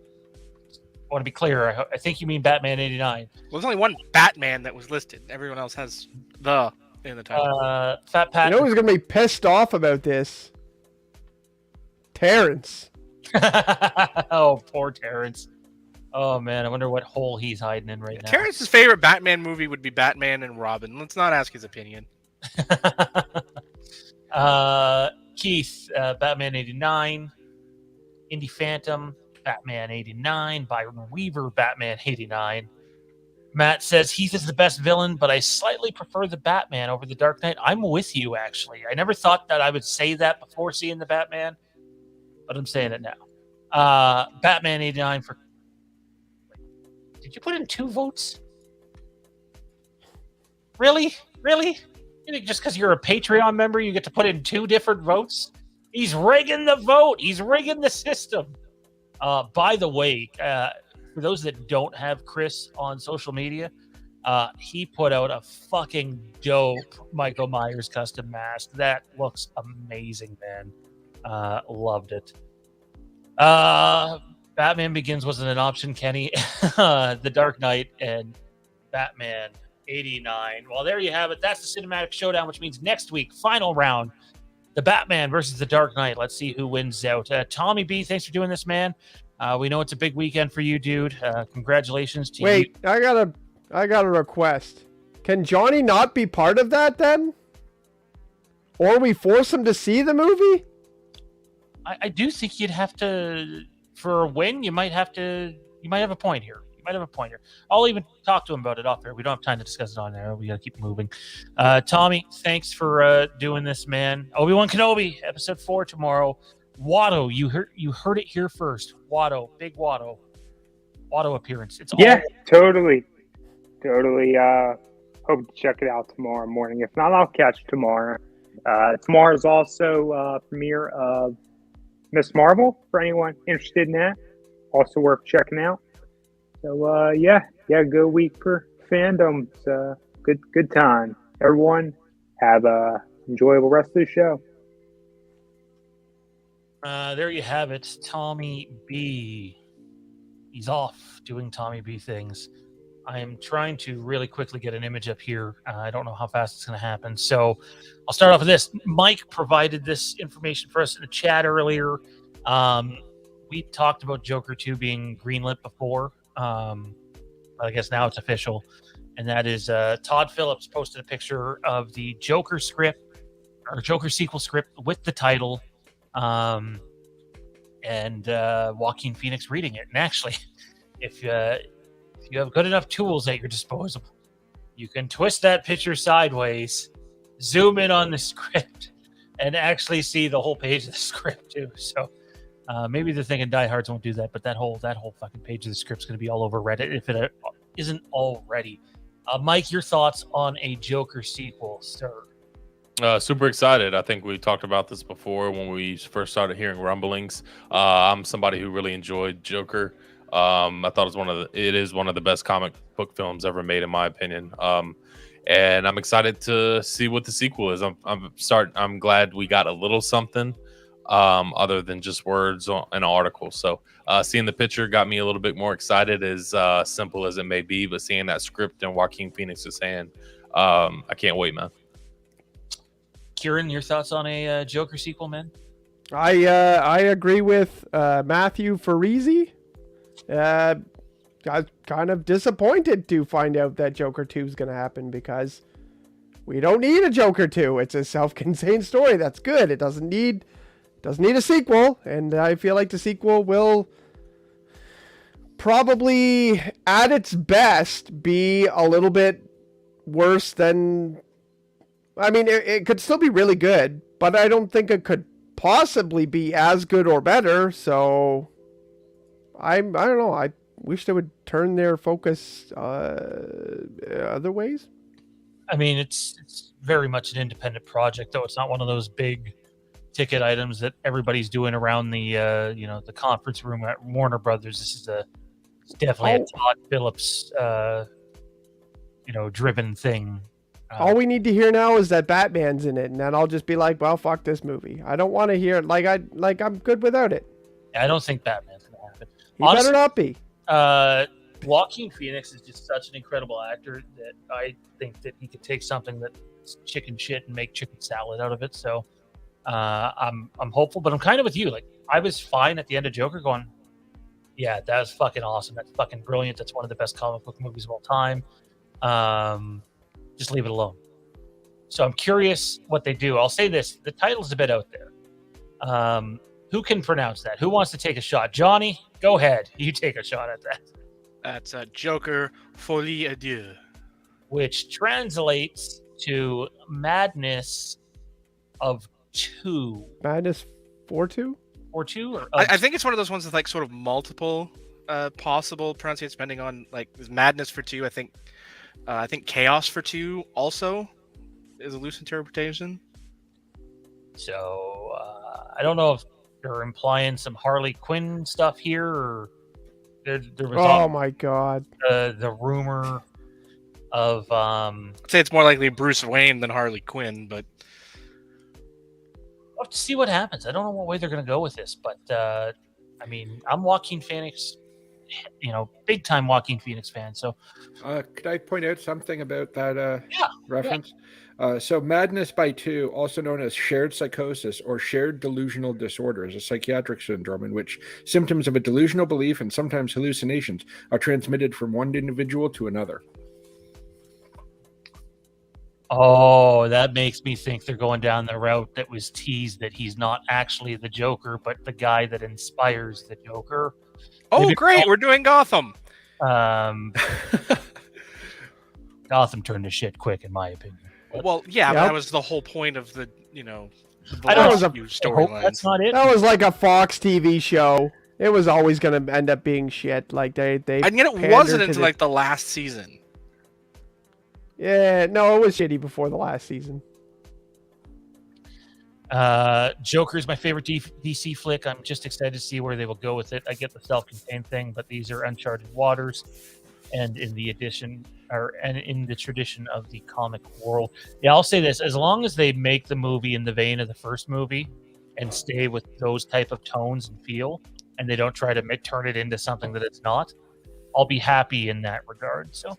It's a film that grossed over $1 billion on a budget less than $100 million. If you thought they weren't going to make a sequel, you don't understand cinematic economics. Yeah, I mean that's the hard thing right there. Yeah, I mean when a movie makes that, you can almost guarantee It doesn't a matter sequel. how.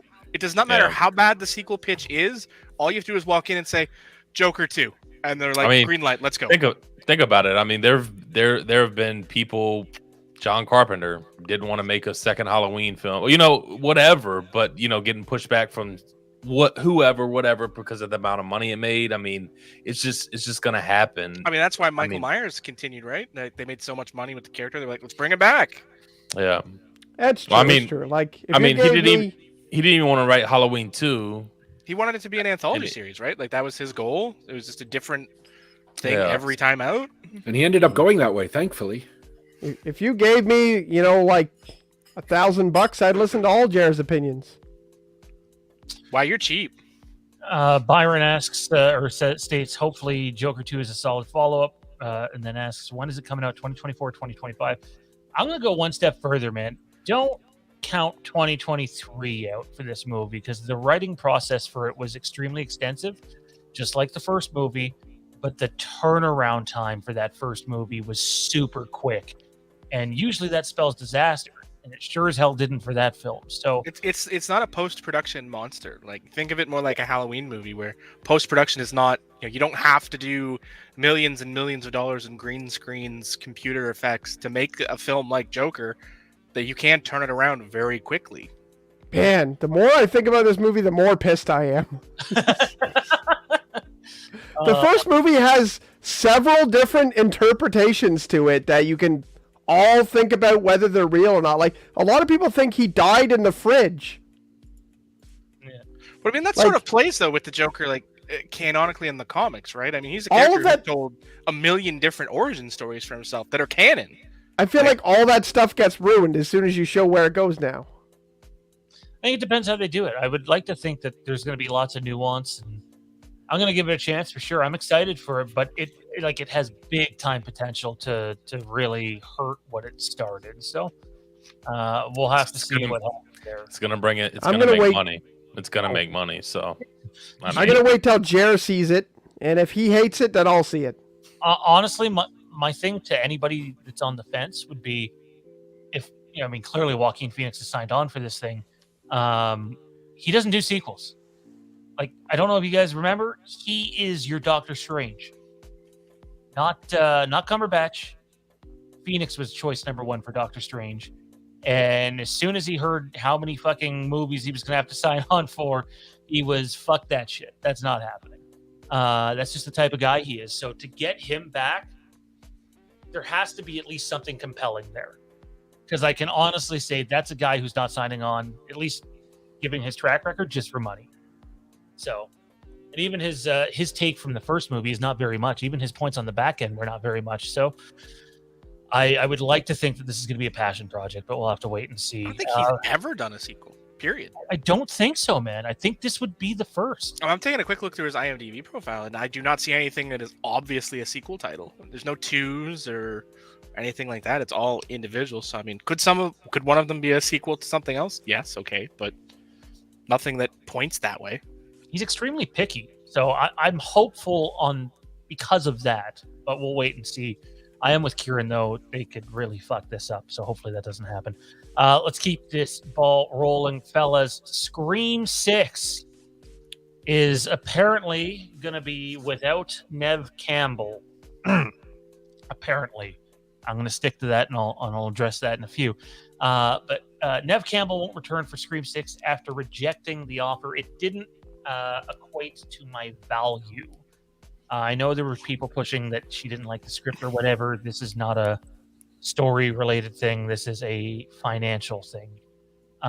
Campbell, who plays the perpetually targeted Sidney Prescott in the long-running slasher series, will not be reprising her role in the upcoming installment because she felt the offer that was presented to me did not equate to the value I've brought to the franchise. Sadly, I won't be making the next Scream film, Campbell said in a statement to Variety. As a woman, I've had to work extremely hard in my career to establish my value, especially when it comes to Scream. I felt the offer that was presented to me did not equate to the value I have brought to the franchise. It's been a very difficult decision to move on. To all my Scream fans, I love you. You've always been so incredibly supportive of me. I'm forever grateful to you and to what this franchise has given me over the past quarter century. So let's start with this, guys. Despite what these headlines say, and knowing where they currently are in their production schedule, if anybody is sitting here saying there's definitely 100% chance that Neve Campbell is not in Scream 6 in any way, I'm going to sit here and call you foolish.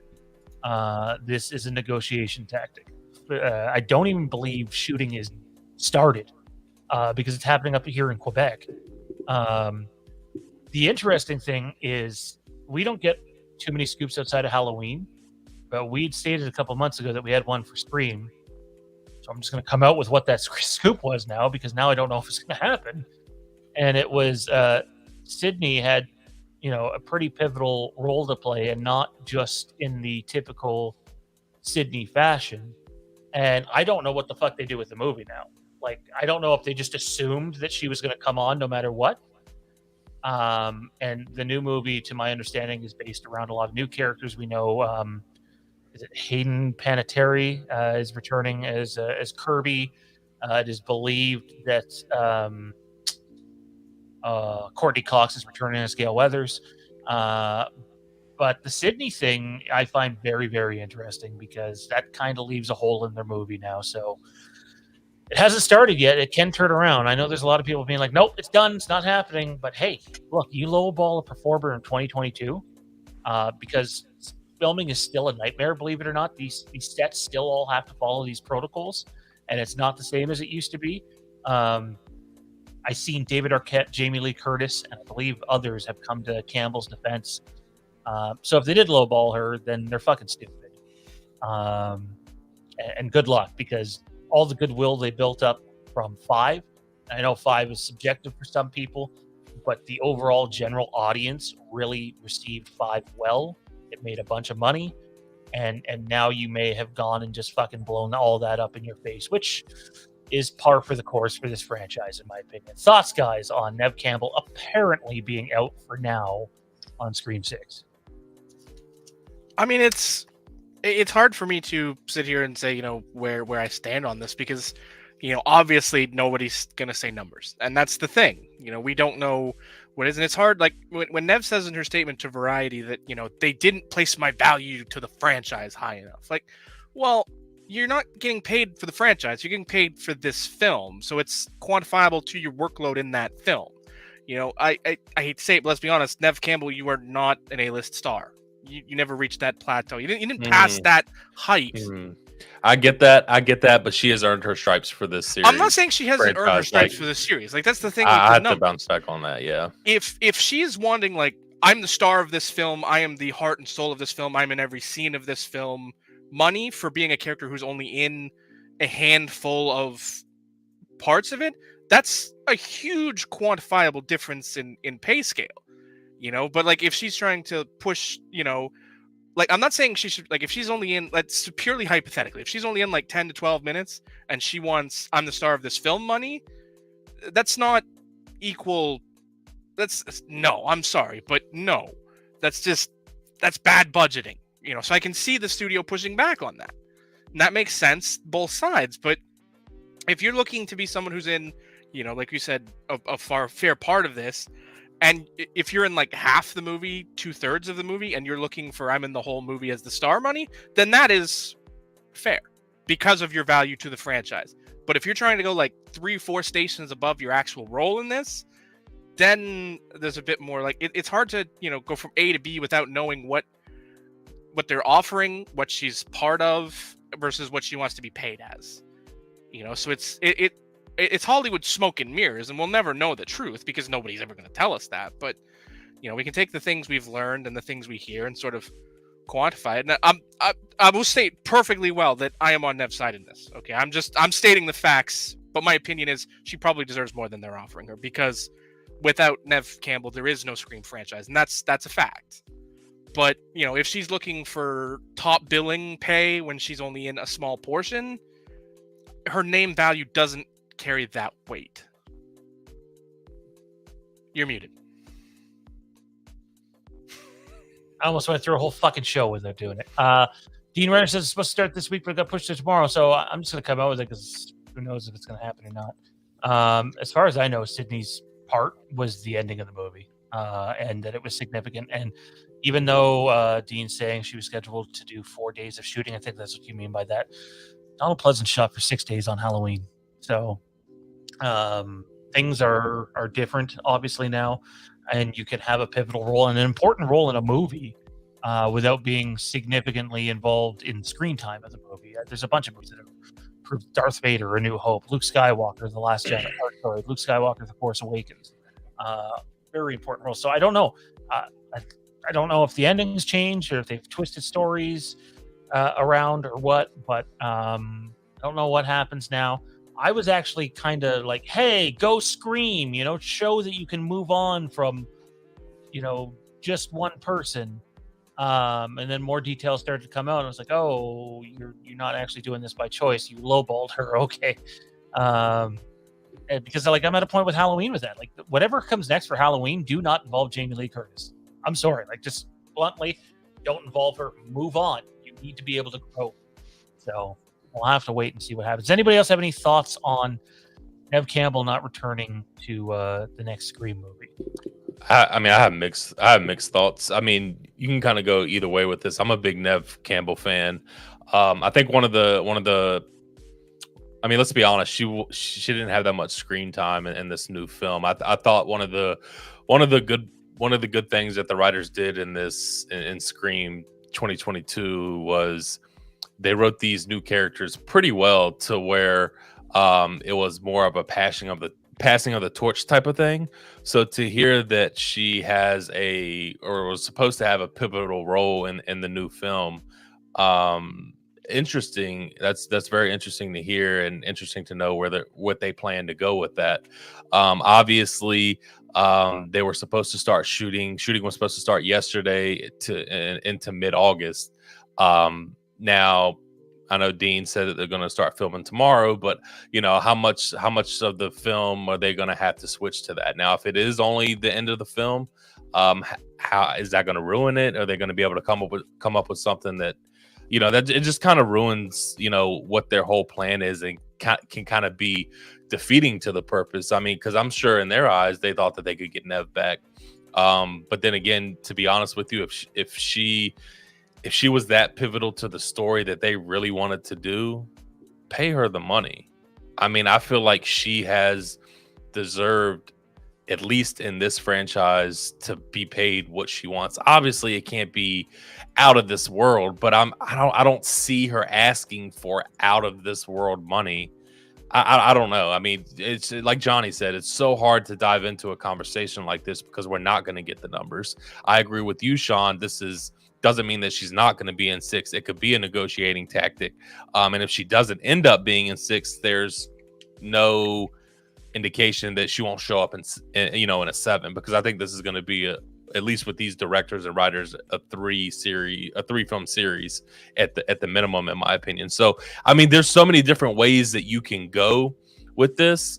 Maybe I heard all kinds of stuff too outside of the money, that maybe she didn't like the script, and I don't really buy that too much, unless it was something like absolutely crazy that she just thought was like, if she ended up being the killer or something like that she just wasn't on board for, or something. I don't know. It's just a lot of layers to peel back, and it's easy to comment on, but then again, it's not, because we don't know those numbers. We don't know those conversations that are happening behind the scenes, and what really the real reason is as to why she's not returning.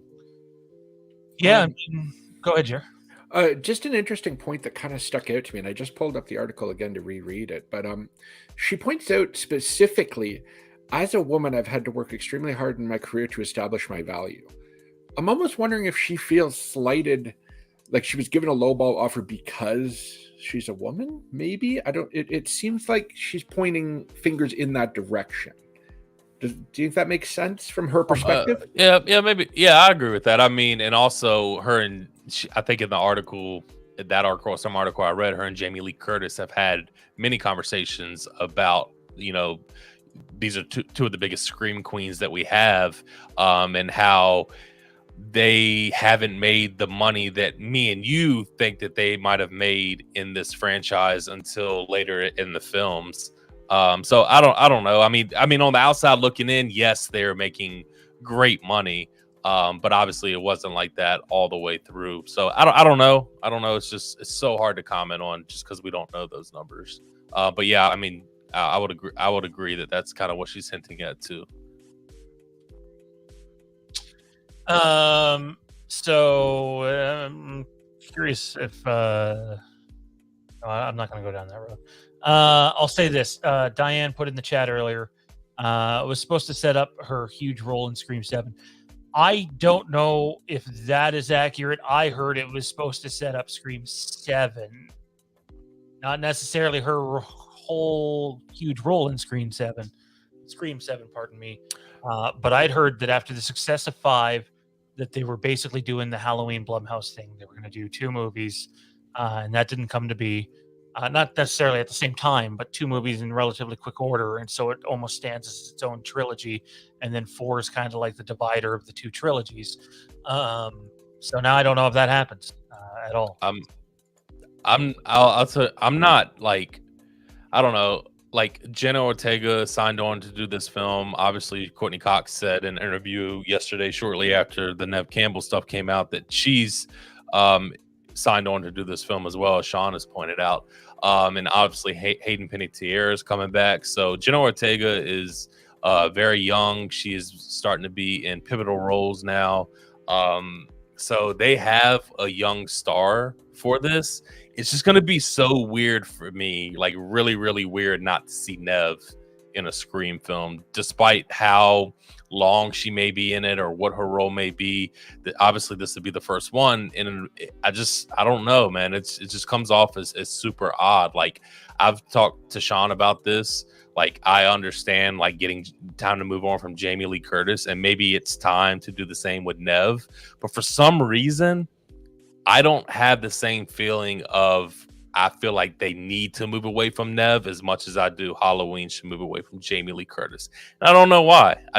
For whatever reason, and Scream's not my favorite franchise. I don't know if it's, I like Neve better, or I don't know what it is. But it's just going to be very, very weird, very odd to see Scream without Neve in it. Maybe that's because we've seen Halloween movies without Jamie Lee Curtis, but I don't know. Hell, I still think the best Halloween movie was the first Michael Myers movie without Jamie Lee Curtis. So we'll have to wait and see. Anyways, guys, Scream 6.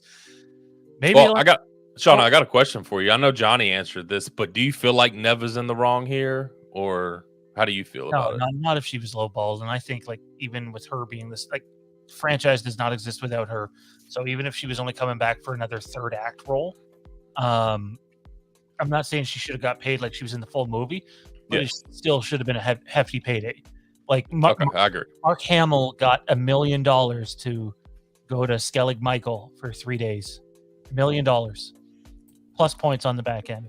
Well, I mean, her picture would be on the promotional material, even if she's in the back, 10 minutes of the movie. She is a part of that picture. So she wants to be paid for her value there. And, maybe her agent was like, hey, they lowballed you, go public. So something there.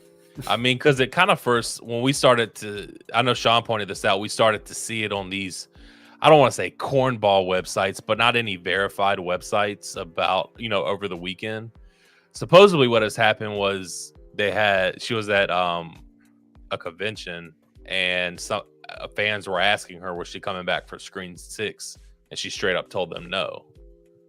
And that's where the rumors started. People started hopping on the internet saying, hey, I just talked to Jamie Lee Curtis Nev Campbell, and asked her, was she going to be in Scream 6? And she said no. And obviously you're seeing them from random people, but, Dean says, I wonder how they paid Drew Barrymore to be in the original. Probably a lot more than people think.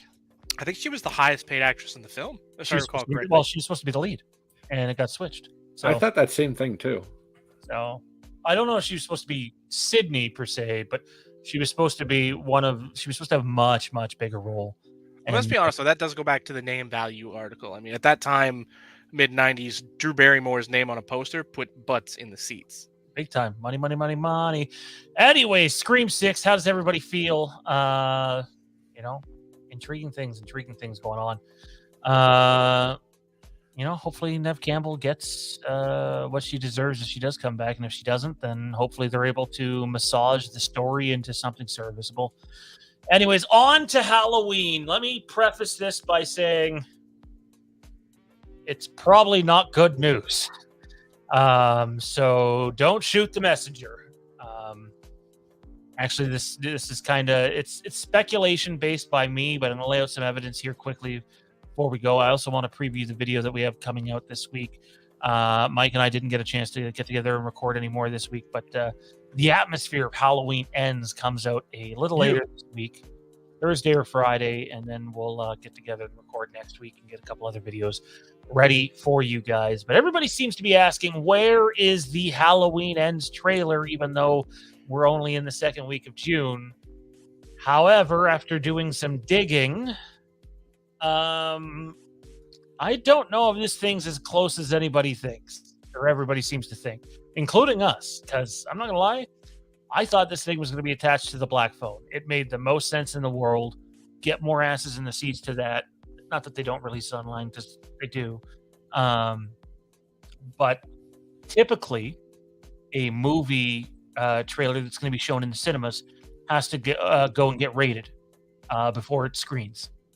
And I'm telling you, I have access to the site that has rated every single Halloween trailer from 2018 and kills it's usually anywhere from 7 days to like 15 days before the actual trailer drops. Halloween Ends trailer has not been rated yet, for what it's worth. Not by those places anyways, which makes me believe that the Halloween Ends trailer is not imminent and might even trickle into July. Obviously, we got it last July specifically because of the pandemic, and they didn't know what was going on with the film.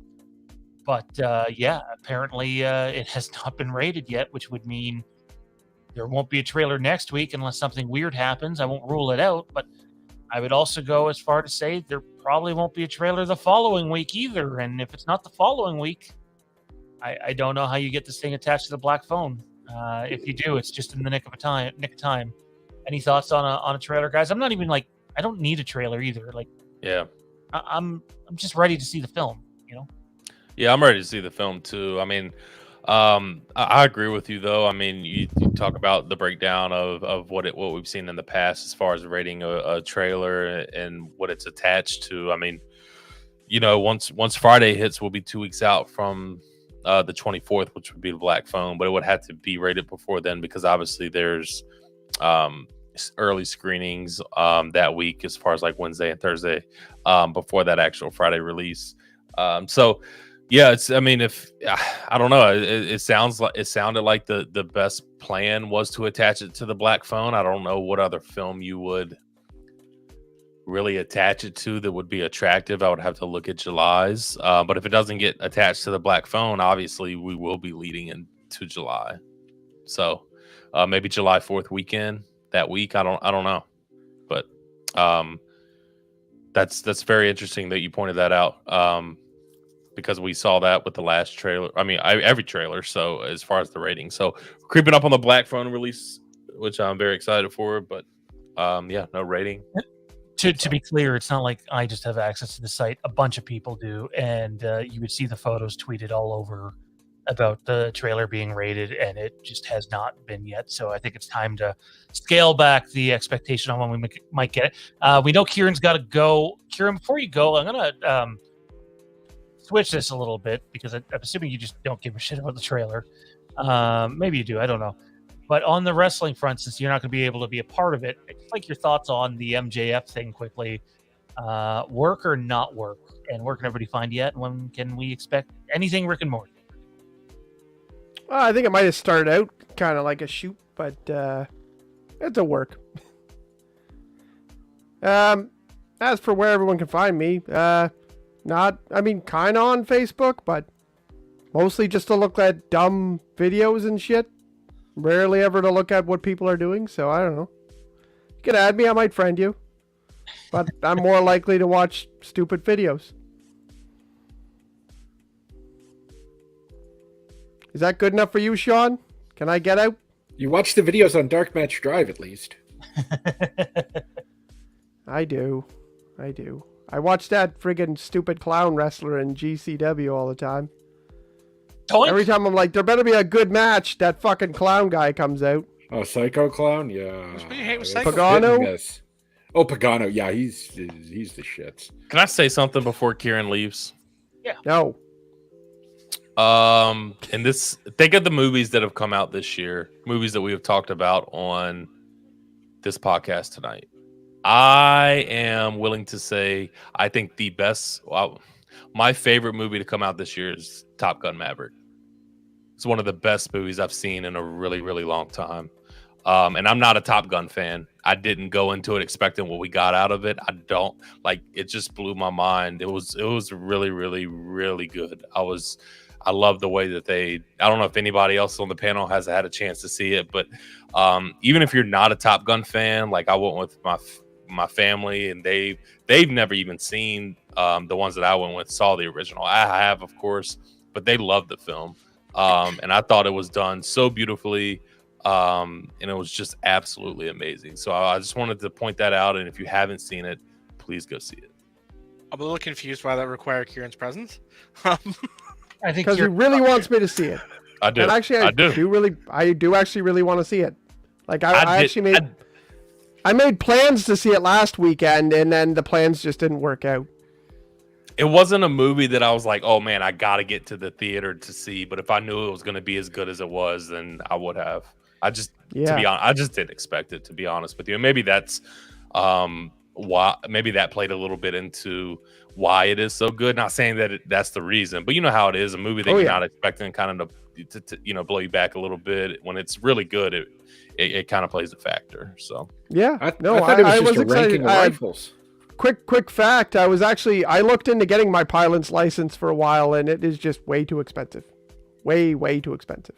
Well, last comment on that. The thing that makes this movie really, really good, I think Sean pointed this out, was that so much of what they did was real. I'm pretty sure pretty much most of it, 99%. I heard like almost everything they could do. Yeah, I mean, talking about there's some like low flying planes, and it destroyed sets and all kinds of stuff that they could only do in one or two shots because it destroyed a whole set, like a whole building that they had put up. So it was good. I would just recommend it to anybody. I just wanted to point that out while we were on here, and I needed Kieran on here because Tom Cruise likes destroying furniture, anyways. Oh wow. There's a good note to leave on. We'll see you next week, man. Hopefully we get some Rick and Morty soon, and the show gets back. And thanks for doing this, dude. Later. There you have it, Kieran, host of the Rick and Morty fan show, returning hopefully soon. The other thing on the Halloween front, and there's not a big Halloween presence tonight, which is why Michael was off to the side, not the center of the poster. But I believe there's enough evidence to support that the trailer is not imminent. I'm not saying it's not going to be attached to the black phone, but my guess is if it is, we're getting better hurry up just before the black phone comes out. Yeah. At this point, I wouldn't be surprised if it trickles into July. I hope it doesn't. It's not what we predicted. I'm surprised it's not rated yet. We'll have to wait and see what happens. On the mask front, I've been asked a bunch of times about this. So visually, I've gotten to see very little. I've seen as much as most of you have seen, and there's some concepts out there that are close to screen accurate, I would say, in terms of the information that's out there. But just to get this out there, I think we talked about it on Patreon. I'll talk about it now. Michael's mask in Halloween Ends has 2 different appearances. So for a portion of the movie, it looks a certain way. And for another portion of the movie, it looks a different way, is my understanding of it. And there's a fairly significant reason why. So there you have it on the Halloween Ends front. Not much to really get into there or dissect. But we figured we would touch on it and put it out there. Hopefully we're all doing a trailer review soon. And we actually have part two of Lampkin Lane coming up either this weekend or next weekend. And then Mike and I will be getting together and putting out some more Halloween content in the next 7 to 10 days or so. I didn't even know the black phone was a thing until like 10 minutes ago, and I just looked up the trailer. I'm going to watch it later. I'm kind of How? You literally were sitting in the theater with us when we saw the black phone trailer before Kills. Yep. This was like how many months ago? Okay, but you knew it existed.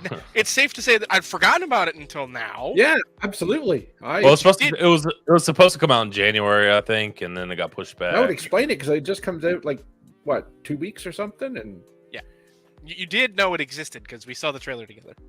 Well, they posted the trailer on YouTube 7 they... months ago, so that's why I was like, that's weird that it's only coming out, in 2 weeks. So yeah, no. So we got 2 more topics to get to tonight, Friday the 13th, and then after that we'll get Mike out of here and we'll dive into some wrestling. But I wanted to put this out there because I've seen a lot of discussion about, well, what could the next Friday the 13th movie be about when we finally get it? And yes, that picture is from Never Hike in the Snow. And there's all these cool theories like more Pamela or Jason in this different light. And they're like very deep dive inside baseball takes.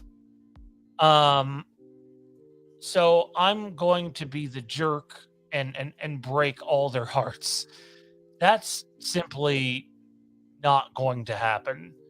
If it does, I would be happy, pleasantly surprised, but that's not the formula for how you soft reboot a franchise, which it will be needed. Believe it or not, there are more people that really haven't seen much Friday the 13th than there are people that have seen Friday the 13th at this point. And these 3 little movies here are the formula for how you relaunch a franchise while still calling it some sort of a sequel. So will it end up being a sequel? I don't know, but The Force Awakens, for all intents and purposes, is a soft reboot of the Star Wars franchise, as is Scream 5 of Scream. And whether anybody wants to admit it or not, Halloween 2018, while being a sequel to the original, is still a soft reboot. You can watch Halloween 2018 and then Halloween Kills and get the gist of what happened in the original Halloween movie and not need to see it if you're a new fan.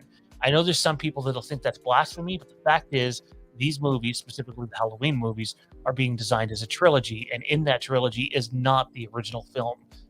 It's sort of there to lay the foundation for what those movies go off of. When Friday the 13th, ultimately comes back, you can probably expect some surface level shit that allows them to do a soft reboot. It needs to appeal to a general audience. They're not doing this movie to make $52. They're going to do this movie to see if they can make triple digits off of a small budget. they're going to be aiming for 80 to 100 to 150 million dollars off of this. Well, in order to do that, you got to appeal to more than the diehards. Thoughts, guys, on everybody wanting inside baseball style Friday the 13th movie when it comes back, when in reality there's enough evidence to say that's probably not going to happen. And there's enough evidence to say that almost never happens with franchises that need to make money at the box office.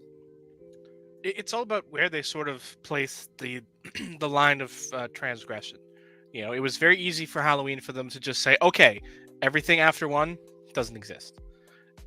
But you can't really Scream. You couldn't really do that because most people, anyone who's born in the 90s knows the films. They've seen them all. They know the canon. They know the characters. You couldn't just cut it off and say, okay, after Scream 2 doesn't exist. You just keep going and you carry on because you didn't really kill anyone of substance. So you can just pick up and carry on. Friday the 13th is different because they don't really have... There's no protagonist to Jason Voorhees. There's no paragon that you can point to and say, that's the character we're going to pick up and carry their story from. Well, in any small stories they did do, they paid off. Exactly. So it's just a question of where do they want to pick up the story. Now, my guess is that we'll probably cut it off from the first studio change. Once it went out of the hands of the original creators team, once it went to, was it New Line Cinema, I think in 88-ish, 89, something like that. I think once it went to New Line Cinema, that's it. I think you'll see the cutoff maybe after the first Tommy Jarvis film, so that you can use Tommy Jarvis as the bridge from the old canon to the new canon. Obviously, you'd have to recast because Corey Feldman no longer alive, but it wouldn't be quite as difficult to pick a Tommy Jarvis and recast Tommy Jarvis. Corey Feldman's alive. Corey Haim is the dead one, I think. I thought Corey Feldman passed away a couple years ago. No, Feldman has been. Am I wrong? On air. I am. Oof, that's my bad. I was positive that he had. No. I'm frozen. Am I frozen? You're frozen. Feldman's attacked. Kill Streamlabs again. Oh, he uttered the name Corey Feldman and it all went downhill. I see him in the green room. I'm just waiting to see if he moves or if he has to rejoin. Corey Feldman, very much alive, people.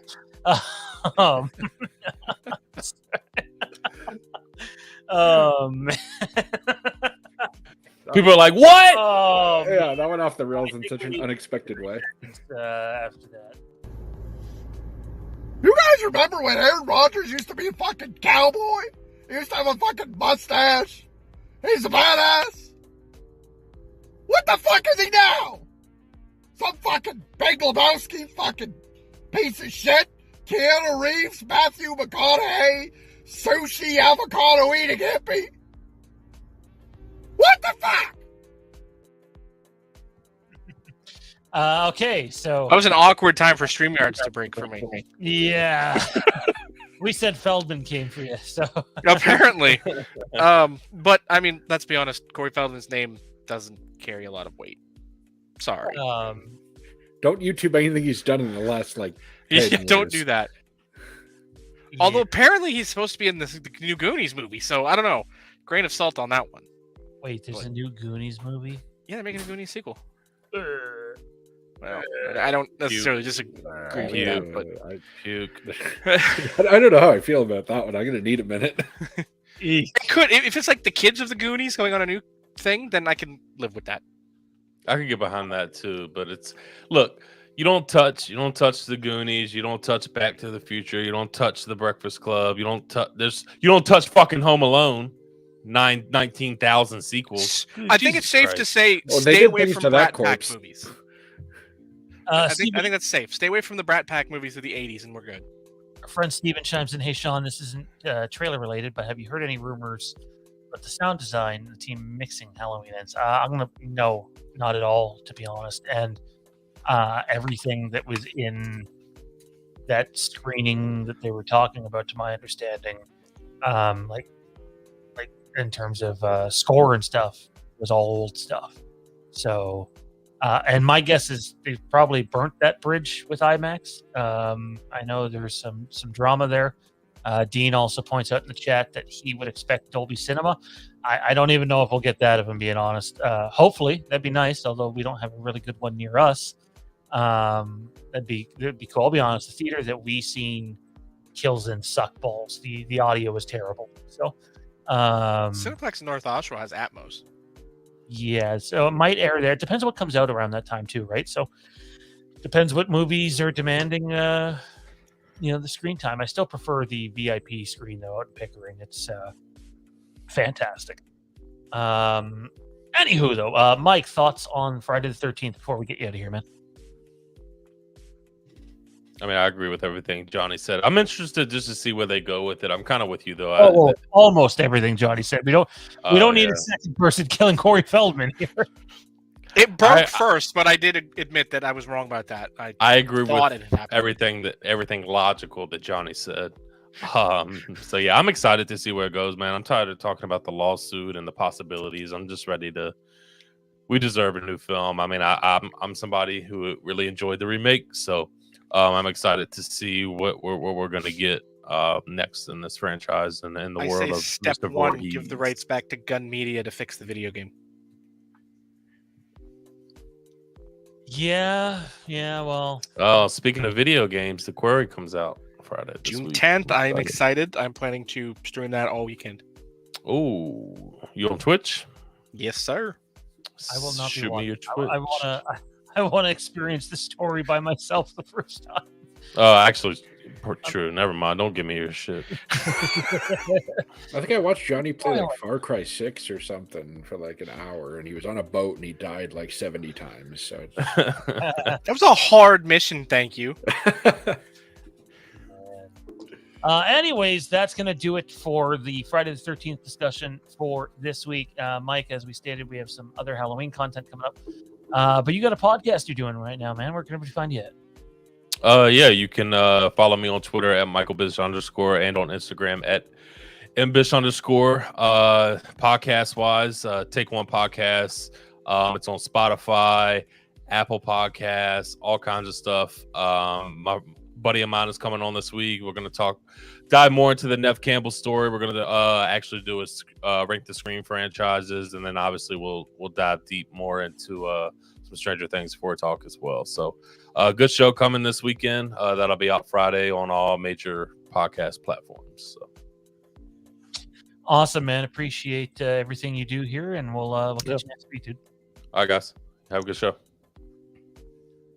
All right. We legitimately, no matter what, have to be off air in 13 minutes. So Foot's Down has to be 13 minutes. We have 13 minutes to talk about our brand new segment, which doesn't have an intro yet, but I will put the picture up anyways.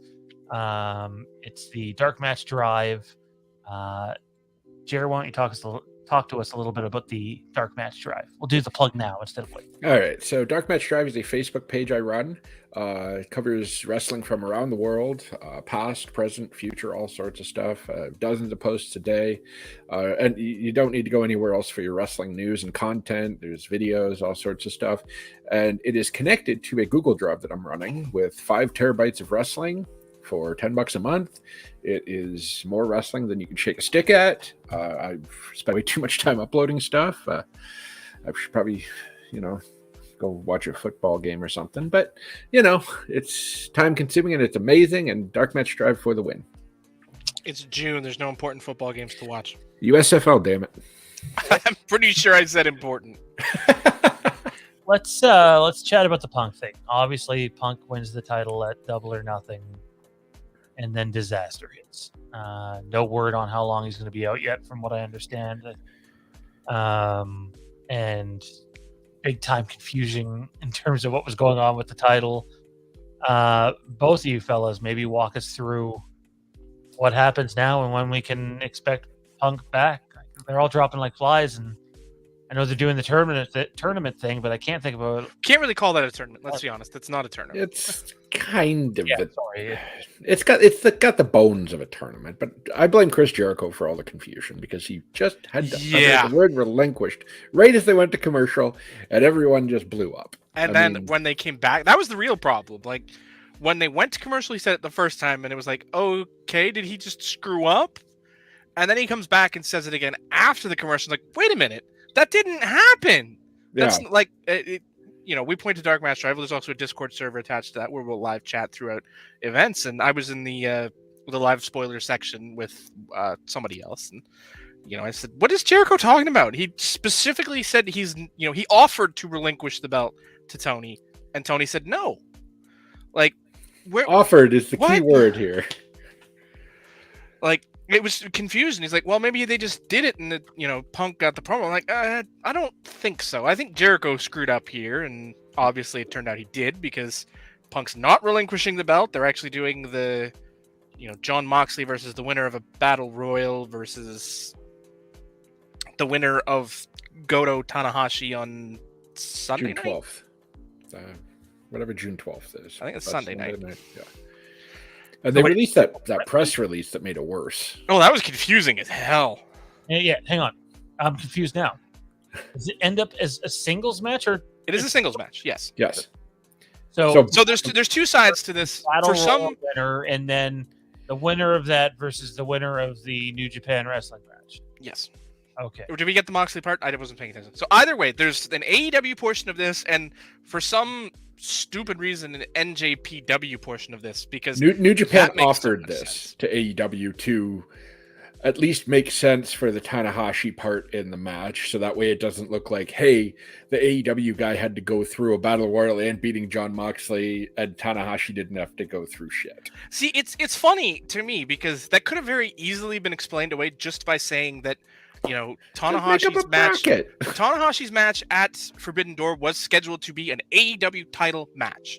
Period. He's still in that match. He will face, whomever is determined to be the number one contender, which will be John Moxley versus the winner of a Battle Royal. And whoever wins that match will face Tanahashi for the previously scheduled title encounter. Winner becomes the new interim champion. Easy. Hands off. It's not difficult. Let me ask you guys this, just because we're on a time crunch more so than normal. I'm a huge Punk guy, don't get me wrong. I hope he's not out like fucking 6 months if they're not making him relinquish the title, because if he's out 6 months, in my opinion, the right thing to do would have been to relinquish the title. As heartbreaking as it would have been, if he's going to be gone that long, like I've heard people saying all out, maybe not to wrestle, but to appear. That's my guess, is that he comes back at All Out. Because it makes sense. Because then that gives you time to build. That means he doesn't actually have to be cleared to wrestle until November. Because the next pay-per-view would be Full Gear in November. Nope, so if you flip him, what? Full Gear's November.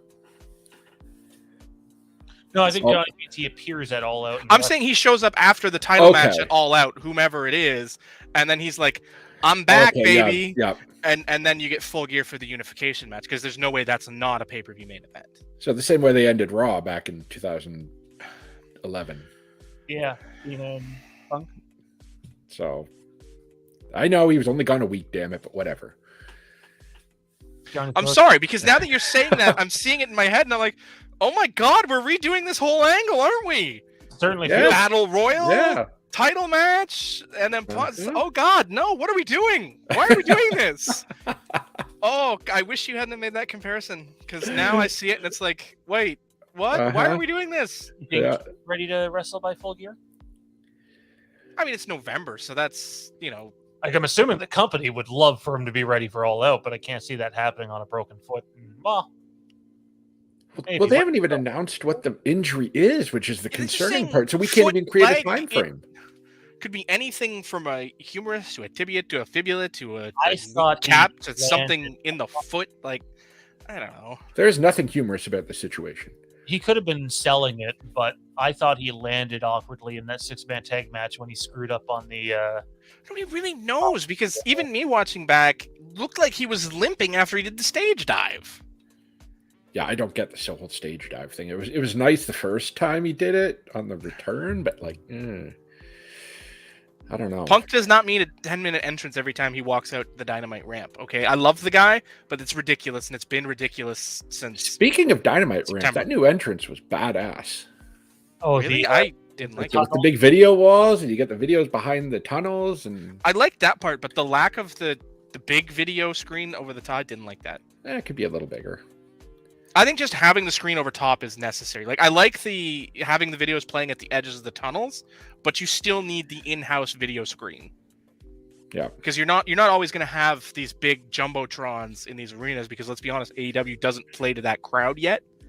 You know, they're not playing in every NHL state, in every NHL building or NBA building. You know, they're still playing a lot of second-tier buildings that don't have those screens. Well, another thing is WWE has contracts with a lot of buildings that essentially shut out AEW from booking those buildings. So AEW has to capitalize on the second market, unfortunately. Yeah, but that's the thing, though. They don't really need, like, as good as some of those big buildings are, some of them, they're just, you know, whatever. Yeah. It's more people, and there's always other options, especially in some of these markets where you've got, you know, big college basketball stadiums where you can still fill more than you could get in, you know, low-tier NHL, NBA stadiums. Yeah, I'd rather they fill in, you know, a 10,000 seat building to the top than, you know, have to tarp off the camera side top level. I mean, looks fine on TV and you don't really notice it, but for the live crowd, you're looking across and there's... The second you start seeing photos from inside the arena, it's like, oh, that's... Oh, yeah, yikes. WWE does the same thing, too. You know, like, it's the same thing. Like, if you go back and you look at... I think the TNA pay-per-view, obviously, I don't even remember if you were at it, but the TNA pay-per-view they did here in Oshawa back in, was it 2008? 2008, yeah, there's No Surrender, I think. Yeah, and, you know, you had literally one half of the building completely empty. And then you see the pay-per-view, and it's like the other side is completely full. But, you know, where I was sitting, you look up, there's nobody. There's just cameras. That's all you see, and it's not a good experience in the building. Yeah, it's a weird effect for the live crowd. And I mean, I get it. It's what they do for, you know, to make it look better on TV, and you shift people around and kind of jam them in together. But it creates an awkward dynamic for the live crowd. And I don't know if that comes across or... It comes off awkward when you stop and think that, you know, they're playing to the hard camera. There's no people there. Yeah. Like, that's the weird experience when you're, you know, watching promos cut to an empty side of the arena. Because they're always looking up at the cameras. But, you know, everything straight at eye level is just empty. Yep. So, there's another big AEW story going around. That I think we need to take the time to maybe try to carve out some time to do a whole video on it, to be honest, and not have it condensed into 5 minutes like we have to. I have no opinion on this because I can fully admit I now no longer know if it's real or not. That's just the whole Warner Brothers thing, and knowing how Warner Brothers operates made me wonder. But before then, I was pretty much buying its work. Now I just don't know. Guys, where are you with this? What the hell's going on with MJF? We've worked ourselves into a sheet. The only thing that throws me off is, I mean, Tony Khan, what's he going to do? Call up Warner and say, hey, issue an edict to ban this guy? I mean, they're not going to care about some wrestling angle. Unless he's like really good friends with somebody there who wrote up the piece. It just feels weird. I mean, if it comes out that it's a work, it's probably one of the most elaborate works that's ever been pulled off by a multimedia company outside of AEW who was willing to play along with it. But that's kind of the catch where it's like, I don't know now, because it's going so far beyond AEW of, you know, taking them off the website and the merch site and all this like that. Those are things under the AEW umbrella that they can control. Going beyond that, I don't know. You know, I mean, at this point, I haven't seen anyone actually post the edict. You know, like, we hear the rumblings that this is a Warner Brothers Discovery edict. They're saying, get him out. We don't want him. We don't want him on TV. We don't want him as part of the show or anything. But, you know, I think by this point there would have to be some sort of written, you know, an actual press release of some variety that we would have seen, especially with how AEW likes to play with press releases. You know, like, they love to show us these visual press releases that look official. Like, I mean, the tournament for the ratings and whatever. And... the tournament structure is a prime example of that. You know, we got that 24 hours after this tournament was concocted, and not an example of a good press release, but continue. But, you know, they're still showing press releases for all these things, and, you know, I don't know. It's we've worked ourselves into a shoot, and I think that's amazing. But I'm gonna be perfectly honest and say this is not Tony. Tony Khan's not booking this. This is Maxwell Jacob Friedman standing up and saying, "I am the face of a generation." He can be, in my opinion. He is. Yeah. There's no can be. He is. Yeah, I mean, they could probably use him too. And I'm not speaking just from a wrestling perspective, but you see Punk go down. Let's say Punk can't wrestle until Full Gear. And I don't know the extent of the Danielson thing. I don't know if we're missing. Apparently he's only out 1 to 2 weeks. Okay. I don't like that we're throwing around the word concussion and Bryan Danielson in the same sentence. Was it confirmed to be a concussion? That's one of the rumors going around, and that scares the bejesus out of me. Oh. I was hoping he just stubbed his toe or something, but I mean, that's if it's a head thing, I can't see it being 1 to 2 weeks, but that was the report I saw yesterday. Yeah, if it's 1 to 2 weeks on a concussion, that feels that doesn't make sense. I mean, that's one of the things going on. We don't know because obviously they're not saying. Yeah. But I mean, MJF's deal ends what? 2024. January 2024. Yeah. So like, even though that's a while off, obviously, if I'm him, my price just went up. Supply and demand. Whether it's wrestling or any other. No, it didn't. Not like that. Any other work thing. You play like that. That's how you price yourself out of the market. Because you have to, you have to be what the, like. Let's be honest. I love Maxwell Jacob Friedman, but if you're not on TV, you're nobody. And right now, it's not. I'm not saying he can be easily replaced because he can't. He is a generational talent. But if he honestly thinks he's walking into WWE and being MJF, he's wrong. It's not going to happen. Some massive. Well, apparently that's the effect of the Cody thing. Reports are coming out that AEW talent who is not necessarily unhappy but wouldn't complain at a WWE deal are looking at the Cody thing and saying, "Hey, they just booked him properly and he's a top guy now and he came from where we are."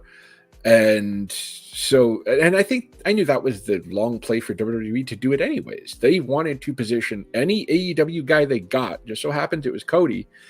Hey, we will treat you like a star. Come work for us. Well, it had to be a work star. For everybody? Probably not. I mean, Jungle Boy sees that and thinks he's going there and doing that. So they got to be a special guy to get that kind of treatment. And I hope people are smart enough to realize that. This is the thing that I sit here and say. I love Maxwell Jacob Friedman, but Vince McMahon looks at him, and do you know what Vince McMahon sees? A vanilla midget. He's not big enough. He's not muscular enough. He can talk. What about The Miz?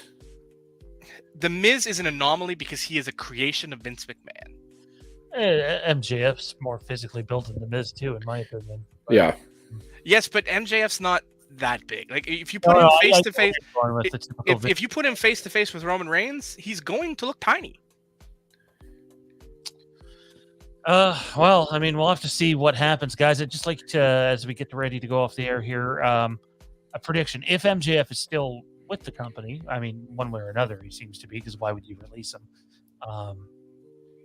When do we see him again? If it's me, he's your AEW interim champion.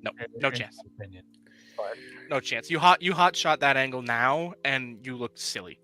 I'm thinking that is the long-term plan if they do want to go with this angle. I'm thinking the next time we see him is probably on a YouTube video recorded by a fan outside the arena of him cutting a promo standing on, a pillar outside I think you're overthinking it a little bit, and I think the correct answer is BTE. I think you see him, or you hear him, like you're in a BTE and you hear MJF and Tony Khan's office arguing, yelling at TK, and the camera's kind of be like, "Whoa." Yep. And something where he's not on TV, but they acknowledge, hey, this is still going on. Because, they don't use message boards anymore, which would have been a perfect outlet for this angle. But now they have to, get more creative with it to reach the biggest fan base they can, which is YouTube. I mean, their videos get millions of views, so it's not like not putting it on TV isn't going to hit that, million view mark that they get in ratings. So, they've got a big audience on YouTube. Why not use it? I think right now, at least in my opinion, my non-expert opinion, you kind of almost got to repackage him a little bit here if he's coming back, because he didn't leave the biggest heel in the company. He left the hottest guy in the company, really, after that promo, and to then he made the company a heel, which yeah, I don't think that was the intent, but that's what's going to happen. Yeah. You know? To me, this reeks of, okay, Punk's gone for a while. He comes back. Oh, here's your chance for your heel turn. MJF, eventually, you're big. Yeah, they flip it. So you're comparing him to Johnny, but I keep hearing you say generational talent. That's how I feel about him. I do think eventually MJF beats Punk for that title. Eventually, absolutely. And I mean, I think you kind of sort of got that set up there where, to me, the booking seemed to be on the wall where MJF was going to steal the summer of Punk. He was going to make it about him. He was going to be the story, and that would incense Punk because I've been gone for 7 years, and you don't respect me as a champion the way I should. All you care about is this little quitter who's running away, and all of this sort of stuff, which would have been great. But you obviously can't do that now, and you can't pull MJF out for this battle royal coming off of the Fire Me promo. It doesn't make sense, especially because Joker thing where there has to be a surprise entry at the end again. The only reason I say that is because you're opening Dynamite with the battle royal. Oh, is it that soon? Yes. Yeah, this week. It's tomorrow night. This time tomorrow night, we will know who is facing. We're a little bit away from it still, but I guess everything's coming. So whoever wins the Battle Royal tomorrow is facing Mox in tomorrow's main event. I will say this, and I would warn everybody to a caution tale here. I think I messaged Jer about it, but didn't actually hear back. I remember specifically because this was my exit from watching wrestling. That a lot of people thought the Punk thing was a work in 2014. Thought was a work for the first couple of weeks too, and and we're talking like big sites too. This is different for me because it's completely different. You're right. I'm simply saying all the experts and know-it-alls, or it's a work to the point when Punk's music hit that day in March, they thought that it was legitimately him coming, and the Punk's going to be on Raw and Punk's going to get that match. I hope that's not the case because I fucking love MJF. The fact MJF got to go as long as he did in that promo tells you that it was a work. Apparently, he went over his time. Oh, there's no question he went over his time, and anybody who expects him not to condensed promo, but is wrong. Is stupid if I'm being honest. But there's no question that promo didn't end with the commercial break, cutting it off the F-bomb like it was. Whether or not he went longer ahead of that, okay. But it's interesting to me to do that in front of the Warner Brothers Discovery people, because if you don't clear that with them, you're gonna look bad. Because it does look like somebody who's shooting off at the mouth and being negative, and you cut him off much quicker than that. If that's the effect you're going for, letting him go all the way to the end of the promo, because that was the cutoff. Yeah, he threw the mic before they cut him off. Well, they went to commercial. They didn't actually cut the mic, right? Because they cut the mic. He threw the mic, and then they went to commercial. Yeah, after the F-bomb. Yeah, like in the house, the mic still dropped the F-bomb. Yep. And then the mic went dead, but that's when he threw the mic down, so the promo was over anyway. By the way, big thanks to, I don't remember what the channel's name was, but the channel that reached out to us because we played their video, and they were really cool about it. Thank you guys. We're talking a lot of wrestling here as much as we can anyways. We usually end the shows with them, and eventually we'll find some time to have its own bracket somewhere. But can I just point out, I find it ironic that we're both wearing MJF shirts tonight. When you first sat down, I was like, oh, hey, he's wearing a Guns N' Roses shirt. And then looked up a bit like, oh, that's totally MJF. Yeah. So, anyways, that's going to do it for us tonight. Johnny and I will be back in just under 3 hours' time. I'm yeah, no, never mind. We'll be back in just under 3 hours' time. We're going to find you, Johnny. Here, there, and everywhere. This weekend, keep your eyes open because the Quarry comes out, and we will definitely be doing something with that. Jared, how about you, man? You can find me on Twitter at Jamie Virtue. You can find me on Facebook at Dark Match Drive, the Facebook page. All sorts of wrestling content there. And you can find me, contact me about my Google Drive for 5 terabytes of wrestling, updated daily. Awesome. Good shit, fellas. Big thanks to Mike Fish, Tommy B, and Kieran for coming out to tonight's show. Big thanks for the support on the banner stuff. And it was a great show tonight. We had really good numbers and hardly talked any Halloween and stuff that we did. Sorry, I'm just speculating It's not looking great for something imminent, but I'll be happy to be wrong. Anyways, that's going to do it for this show. We'll see you at 2:15 a.m. Eastern Time for the Obi Wan Kenobi preview show, followed by the Obi Wan Kenobi review show. Good night, everybody.